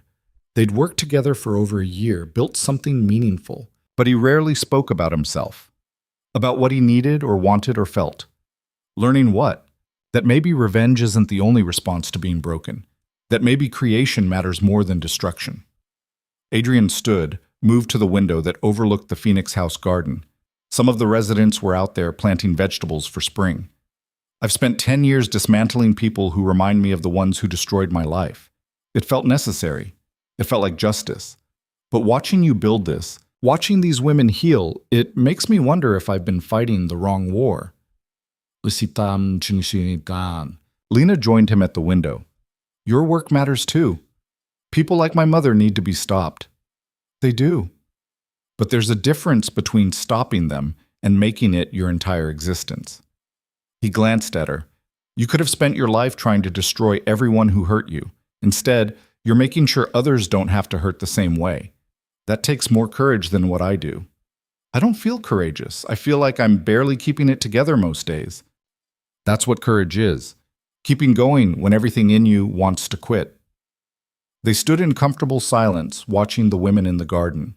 Lena thought about the path that had led her here, the pain, the fear, the moment she'd chosen to live instead of just survive. It hadn't been a straight line. There'd been setbacks, breakdowns, days she'd wanted to give up. But here she was, standing in a place she'd built from nothing, helping women find their way back to themselves. I got another letter from my mother, Lena said. She hadn't planned to mention it, but something about the moment felt right for honesty. And? Same as the last three. No apology, just complaints about prison and implications that I'm ungrateful. Lena crossed her arms. I used to read them and feel guilty, like maybe I'd been too harsh, but now I just feel nothing. Tired. Tired of giving her space in my head. Tired of hoping she'll magically become someone she's never been. So stop reading them. I have been. But she keeps sending them, and part of me keeps hoping the next one will be different, that she'll finally admit what she did was wrong. Adrian turned to face her fully. She won't. People like your mother, like the ones I take down, they don't develop consciences in prison. They just get better at playing victims. I know, doesn't stop the hope. Then hope for something else. Hope that you keep building this place. Hope that those women in the garden find peace. Hope for a future where your mother is irrelevant to your life instead of central to it. The words landed hard but true. Diane was still the axis Lena's world turned on, either fighting her or processing her or trying to prove she'd moved on. Even her absence was a presence. How do I make her irrelevant? You already are. You just haven't noticed yet. Adrian moved toward the door, then paused. When was the last time you made a decision based on what she'd think about it? Lena opened her mouth to answer, then closed it. She couldn't remember. The last 6 months had been about Phoenix House, about the residents, about building something that mattered, not about proving anything to Diane or fighting her ghost. Exactly, Adrian said, reading her silence correctly. You're already free. You just need to believe it. That conversation stayed with Lena through the following weeks. She started paying attention to her thoughts, to when her mother crept in versus when she didn't. Diane appeared less and less, replaced by concerns about funding proposals, resident crises, staff training. The woman who'd defined Lena's existence for 23 years was becoming background noise. Spring arrived with unexpected warmth.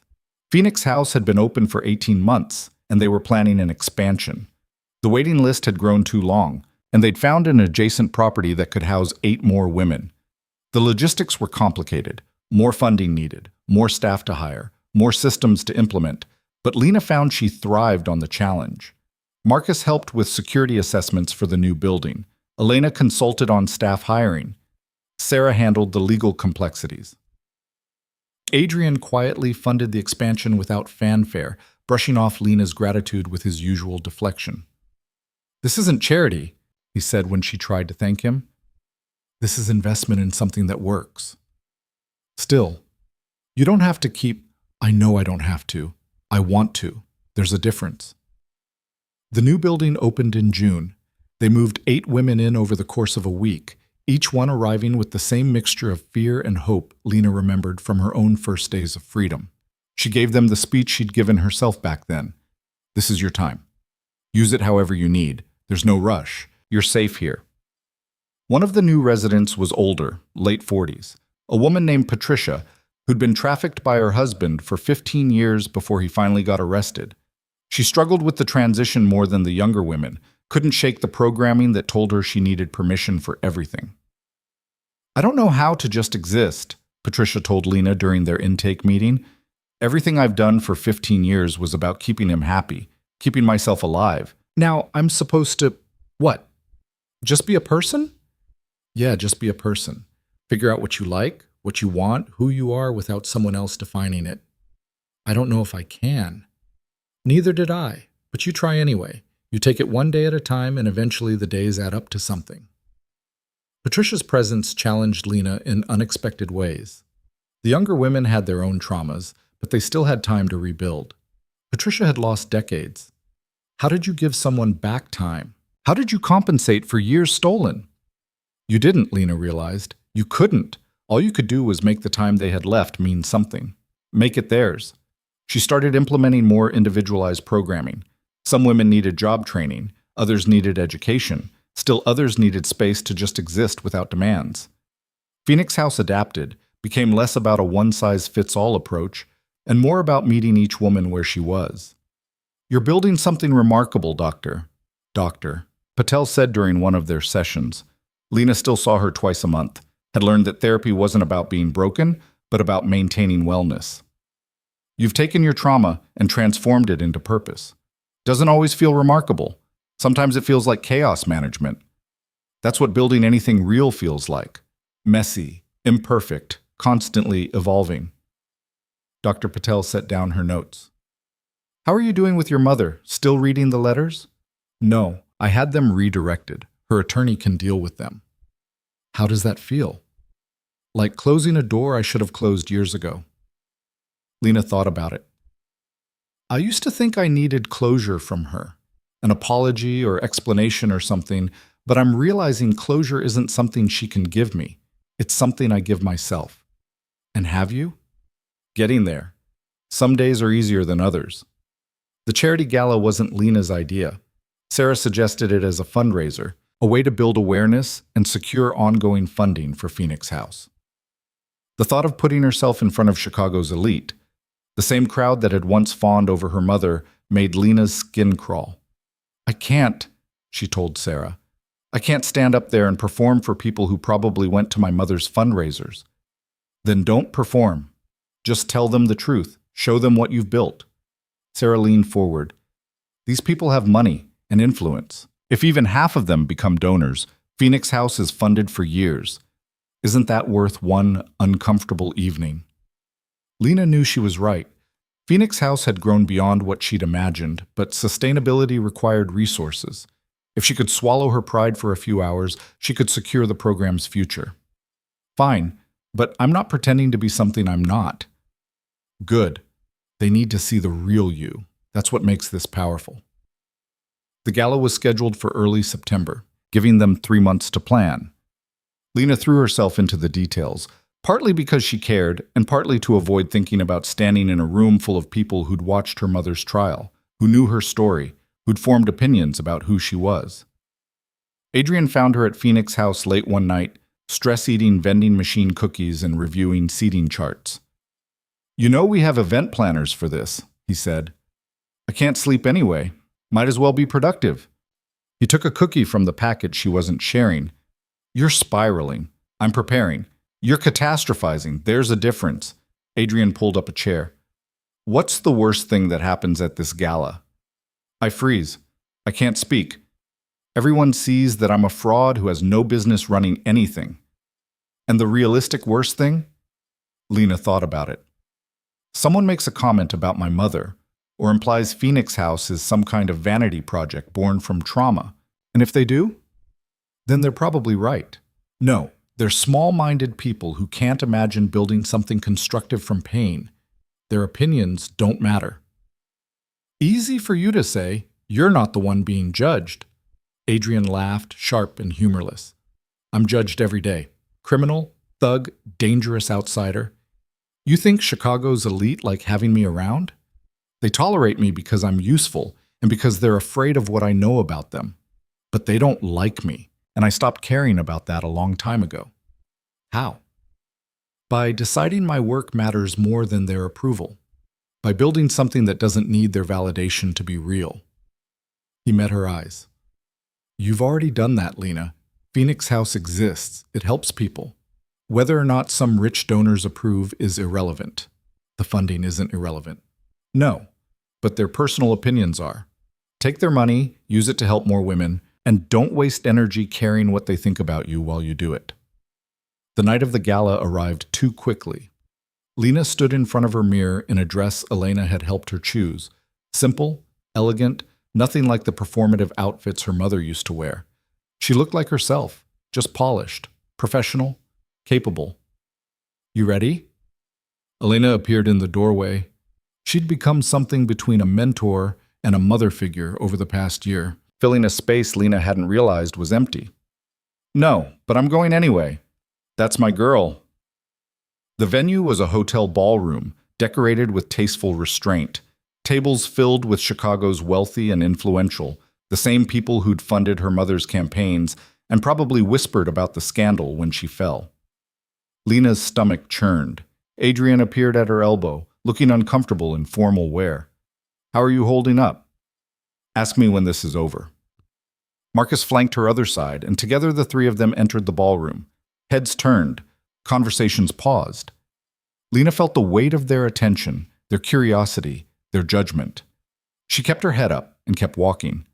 The dinner portion was torture, small talk with donors who asked invasive questions disguised as interest, people who wanted to hear her trauma story in detail, who seemed disappointed when she kept her answers brief and professional. Lena smiled and deflected and counted the minutes until she could escape.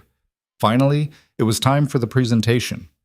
Sarah introduced her with a speech that hit all the right notes. Lena's background without being exploitative, Phoenix House's mission and impact, the vision for expansion. Then it was Lena's turn. She stood at the podium looking out at 200 people who'd paid significant money to be here. Some genuinely cared about the cause. Others were here to be seen, to check a box, to say they'd attended. It didn't matter. They were all about to hear what she had to say. 2 years ago, I was sold, Lena began. The room went silent. My mother signed papers transferring custody of me to a stranger for $30,000. I was 23 years old, and I'd been taught my entire life that I didn't matter, that I was disposable, that my pain was inconvenient and my existence was a burden. She saw some people shift uncomfortably. Good. They should be uncomfortable. The man who bought me could have done anything. He could have killed me, used me, discarded me. Instead, he showed me evidence of my mother's crimes and gave me a choice. Help take her down or go back to the life that was slowly killing me anyway. I chose to fight back. Lena's hands were steady on the podium. Her voice was clear. She wasn't the broken girl from the basement anymore. My mother is in prison now. 14 years for embezzlement, bribery, fraud. She'll probably appeal, probably be out sooner. But that's not why I'm here tonight. I'm here because when I got free, I realized I wasn't alone. There are thousands of women like me, sold, trafficked, abused by the people who are supposed to protect them. Women who think they don't matter, who've been taught they're disposable. She paused, let that sink in. Phoenix House exists to tell them they're wrong, to give them safety and support and time to figure out who they are without someone else defining it. In 18 months, we've helped 32 women escape abuse. We've provided therapy, job training, legal assistance, childcare. We've created a space where being broken isn't a weakness. It's just a starting point. Lena looked directly at the audience, at their expensive clothes and comfortable lives. Some of you knew my mother. Some of you probably gave to her campaigns, attended her fundraisers, believed her lies. She was good at performance, at making people see what she wanted them to see. I'm not interested in performance. I'm interested in results. In making sure the next woman who's sold or abused or told she doesn't matter has somewhere to go, someone to believe her, a chance to rebuild. She gestured to the screen behind her where photos of Phoenix House appeared. The building, the residents, the gardens, the common spaces. Real women, real healing, real change. This isn't charity. This is justice. The kind that doesn't happen in courtrooms but in daily choices to value people over power, to build instead of destroy, to believe that everyone deserves a chance at safety and dignity. Lena's voice strengthened. The funding we raise tonight will help us expand, serve more women, provide more services. But beyond money, what we need is a shift in how we think about abuse survivors. We're not broken things to be pitied. We're fighters who deserve support. And we're building something your approval can't touch and your judgment can't destroy. The silence that followed was absolute. Then someone started clapping, then another, then the whole room erupted in applause.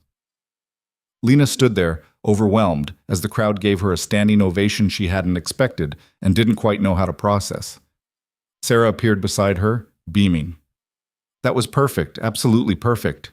I think I went off script. You threw out the script and gave them something real, Look at them. Lena looked. People were crying, pulling out checkbooks, talking animatedly. The energy in the room had shifted from polite obligation to genuine engagement. She'd reached them, not with performance, but with honesty. The rest of the evening blurred, donors cornering her with pledges, business cards pressed into her hands, people wanting to volunteer or collaborate or just thank her. By the time it ended, Phoenix House had raised 3 times their goal, enough to fund operations for years, to expand beyond what they'd imagined. Adrian found her afterward when the crowd had thinned and exhaustion was setting in. "You did good," he said simply. "I almost threw up twice. But you didn't. You stood up there and told them exactly what they needed to hear." He handed her a glass of water. "Your mother would have made that speech about herself, about her vision and her sacrifice. You made it about the women you're helping. That's the difference." Lena drank, let the cool water settle her nerves. "Did you see her attorney in the crowd?" "Morrison. He was taking notes." "I saw him. He's probably reporting back to Diane, telling her you're making her look bad." "Good. Let her see what I built from the wreckage she left." They stood in the emptying ballroom, and Lena felt something shift. She'd faced Chicago's elite, the same people who'd celebrated her mother's success, and she'd done it on her own terms. No apologies, no performance, just truth. 3 days after the gala, Lena received a certified letter. Not from her mother this time, but from the prison. Diane Carter had been denied parole at her first hearing. The parole board cited lack of remorse and failure to acknowledge wrongdoing. She'd serve her full sentence, possibly longer if she didn't start cooperating. Lena read the letter twice, waiting to feel something: satisfaction, vindication, anything. But all she felt was tired. Tired of her mother's shadow, tired of giving Diane space in her thoughts, tired of letting her past define her present. She called Adrian. "My mother was denied parole. I heard. How are you feeling?" "Like I should care more than I do." Or maybe you finally stopped letting her matter. Maybe he was right. Lena folded the letter, put it in a drawer with the others she'd stopped reading. Diane would spend the next decade in prison, and Lena would spend it building something that had nothing to do with revenge and everything to do with creation. Phoenix House continued to grow. They opened a second location 2 years after the first. This one focused on women with children. They developed partnerships with job training programs, community colleges, legal aid organizations. The model worked, and other cities started reaching out, wanting to replicate it. Lena found herself traveling, consulting, helping other people build similar programs. She became a voice in the advocacy world, speaking at conferences, writing articles, pushing for policy changes that protected abuse survivors. It was overwhelming and exhausting and exactly what she needed to be doing. Patricia, the woman who'd come to Phoenix House not knowing how to just exist, completed a nursing certification and got hired at a local hospital. On her last day at Phoenix House, she found Lena in the office. "I don't know how to thank you," Patricia said. "You gave me back my life." "You gave it back to yourself. I just provided the space." "Still, I came here thinking I was too old, too broken, too far gone, but you showed me that starting over doesn't have an age limit." After Patricia left, Lena sat in her office and let herself feel proud. Not perfect, not without mistakes, but genuinely proud of what they'd built. Phoenix House had helped over 100 women in 4 years. 100 lives changed, 100 futures reclaimed from people who'd tried to steal them. Adrian stopped by that evening, as had become his habit. Their relationship had evolved into something Lena couldn't quite categorize. Not romance, not quite friendship, something deeper and harder to name. He was the person who understood her completely because he'd seen her at her worst and chosen to stay anyway. "You look thoughtful," he said. "Patricia graduated today. Nursing certification. That's the 12th one this year. 13th. Carmen finished her teaching degree last week." Lena gestured at the wall where they'd started posting photos of graduates. Smiling faces, new beginnings, proof that healing was possible. "We're doing something real here." "You're doing something real. I'm just funding it." "You're doing more than that." Lena turned to face him. "You're the reason any of this exists. You could have let me disappear after the trial, but you didn't. You pushed me to build instead of hide. You would have built something eventually. Maybe not this, but something. You're not someone who stays down. I don't know about that. Before you, I'd been down my whole life. Adrian moved closer, his expression serious. Before me, you were surviving impossible circumstances with no resources and no support. The strength it took doesn't go away just because the circumstances change. You had it in you all along. Is that what you tell yourself about your own past? Sometimes, when I can believe it. He smiled, brief and self-deprecating. Mostly I just keep working, keep building cases, keep taking down people who need taking down. It's not as transformative as what you do, but it's what I know. Have you ever thought about doing something different? Like this? All the time. But I'm better at destruction than creation, better at finding weaknesses than building strengths. I don't think that's true. It is, but that's okay. The world needs both. People like you to build what's broken. People like me to break what's corrupt. They stood in comfortable silence, and Lena realized that this was enough. Not romance, not traditional friendship, but a partnership built on mutual understanding and respect. They'd both been broken by people who should have protected them. They'd both chosen to fight back rather than disappear. And they'd both found purpose in making sure others didn't have to suffer the same way. Thank you, Lena said quietly, for seeing me when I was invisible, for giving me a chance to become this. You were never invisible. You were just surrounded by people who refused to look. Adrian moved toward the door, then paused. And you didn't become this, Lena. You always were this. You just finally have the space to show it. 5 years after Phoenix House opened, Lena received notification that her mother was being released early. Good behavior, prison overcrowding, some bureaucratic reason that didn't matter. Diane would be out in 3 months. The news should have terrified her. Instead, Lena felt nothing. Let her get out. Let her try to rebuild whatever life she could salvage from the wreckage. It had nothing to do with Lena anymore. She didn't tell anyone about the notification at first, just sat with it, examined how she felt, waited for the panic or anger or fear to surface. But all she felt was distant curiosity about what Diane would do next, like watching a stranger's story unfold. Doctor. Patel noticed the shift in their next session. Something's different. You're calmer. My mother's getting out early, in 3 months. And how does that make you feel? Lena thought about it honestly. Like, it's not my problem anymore. She can live her life, and I'll live mine, and they don't have to intersect. That's growth, or indifference.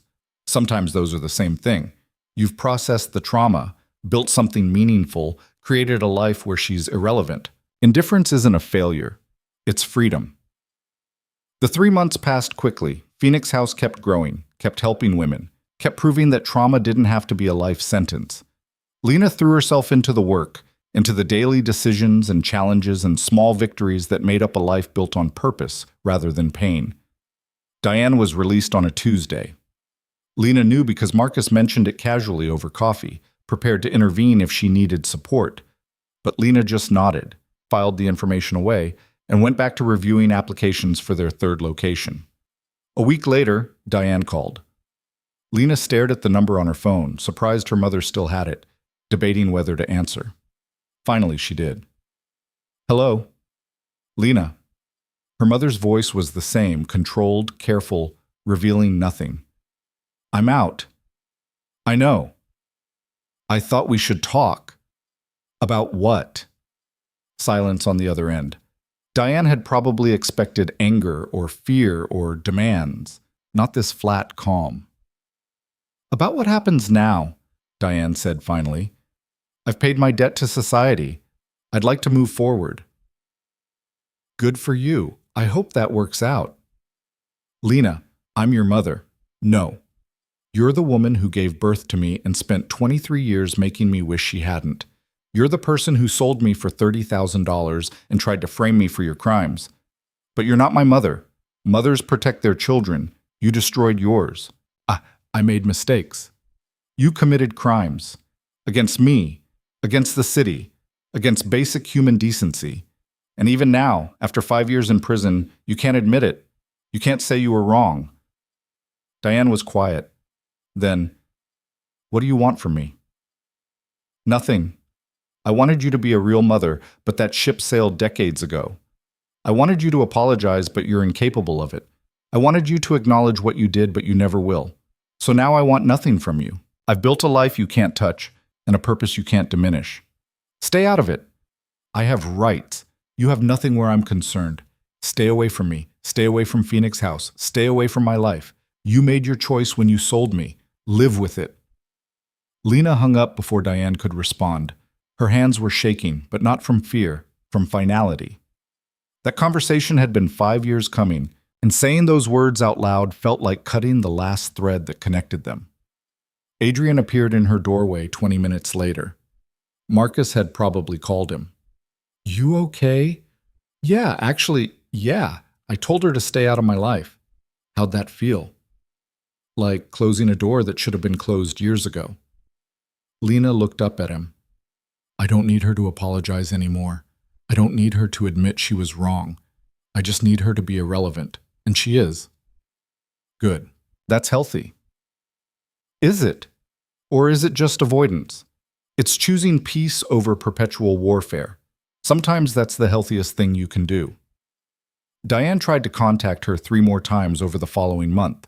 Lena blocked her number, had her lawyer send a cease and desist, made it clear that any continued contact would be considered harassment. Diane finally stopped. Last Lena heard, her mother had moved to a different city, was trying to rebuild some semblance of a career under a different name. Good. Let her rebuild somewhere that wasn't Chicago, wasn't anywhere near the life Lena had created. Phoenix House celebrated its 7th anniversary with a quiet gathering. Current residents, graduates who'd stayed in touch, staff, donors who'd become genuine friends. They'd helped over 200 women in 7 years. Not everyone had made it, not everyone had stayed, but enough had thrived that the program's impact was undeniable.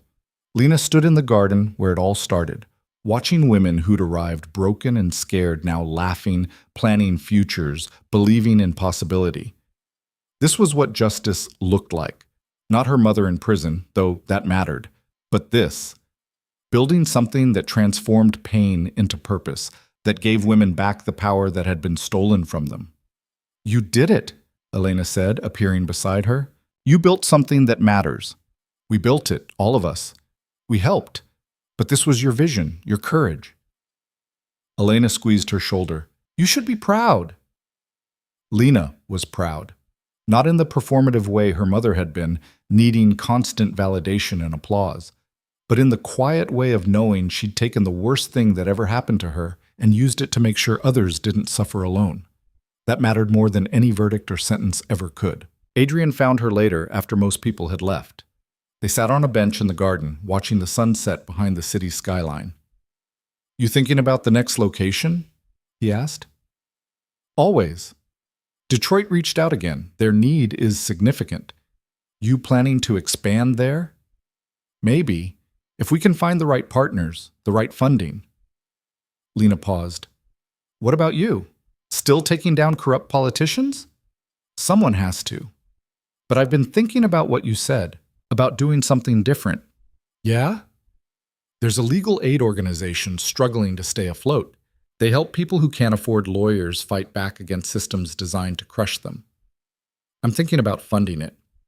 Maybe being part of building something instead of just destroying things. Lena smiled. Look at you, going soft. Don't spread that around. I have a reputation to maintain. They sat in comfortable silence as the light faded.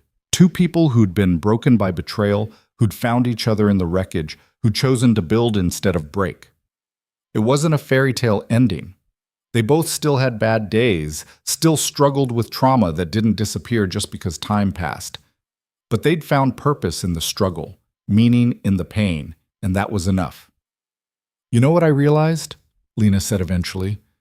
My mother was wrong about everything. She said I didn't matter, that I was nothing, that I was just a burden to be managed. But she was wrong. I matter. What I built matters. The women we help matter. And her opinion about any of it is completely irrelevant. Took you long enough to figure that out. Some lessons take time. Adrian stood, offered his hand. Come on, Elena's making dinner and she gets annoyed when we're late. Lena took his hand, let him pull her up. They walked back toward the house together, two survivors who'd chosen to do more than just survive, who'd chosen to build, to heal, to create something meaningful from the broken pieces of their pasts. Behind them, Phoenix House stood solid and real, lights glowing in the windows where women were learning that their stories didn't end with their trauma, that they could write new chapters, build new lives, become something more than what had been done to them.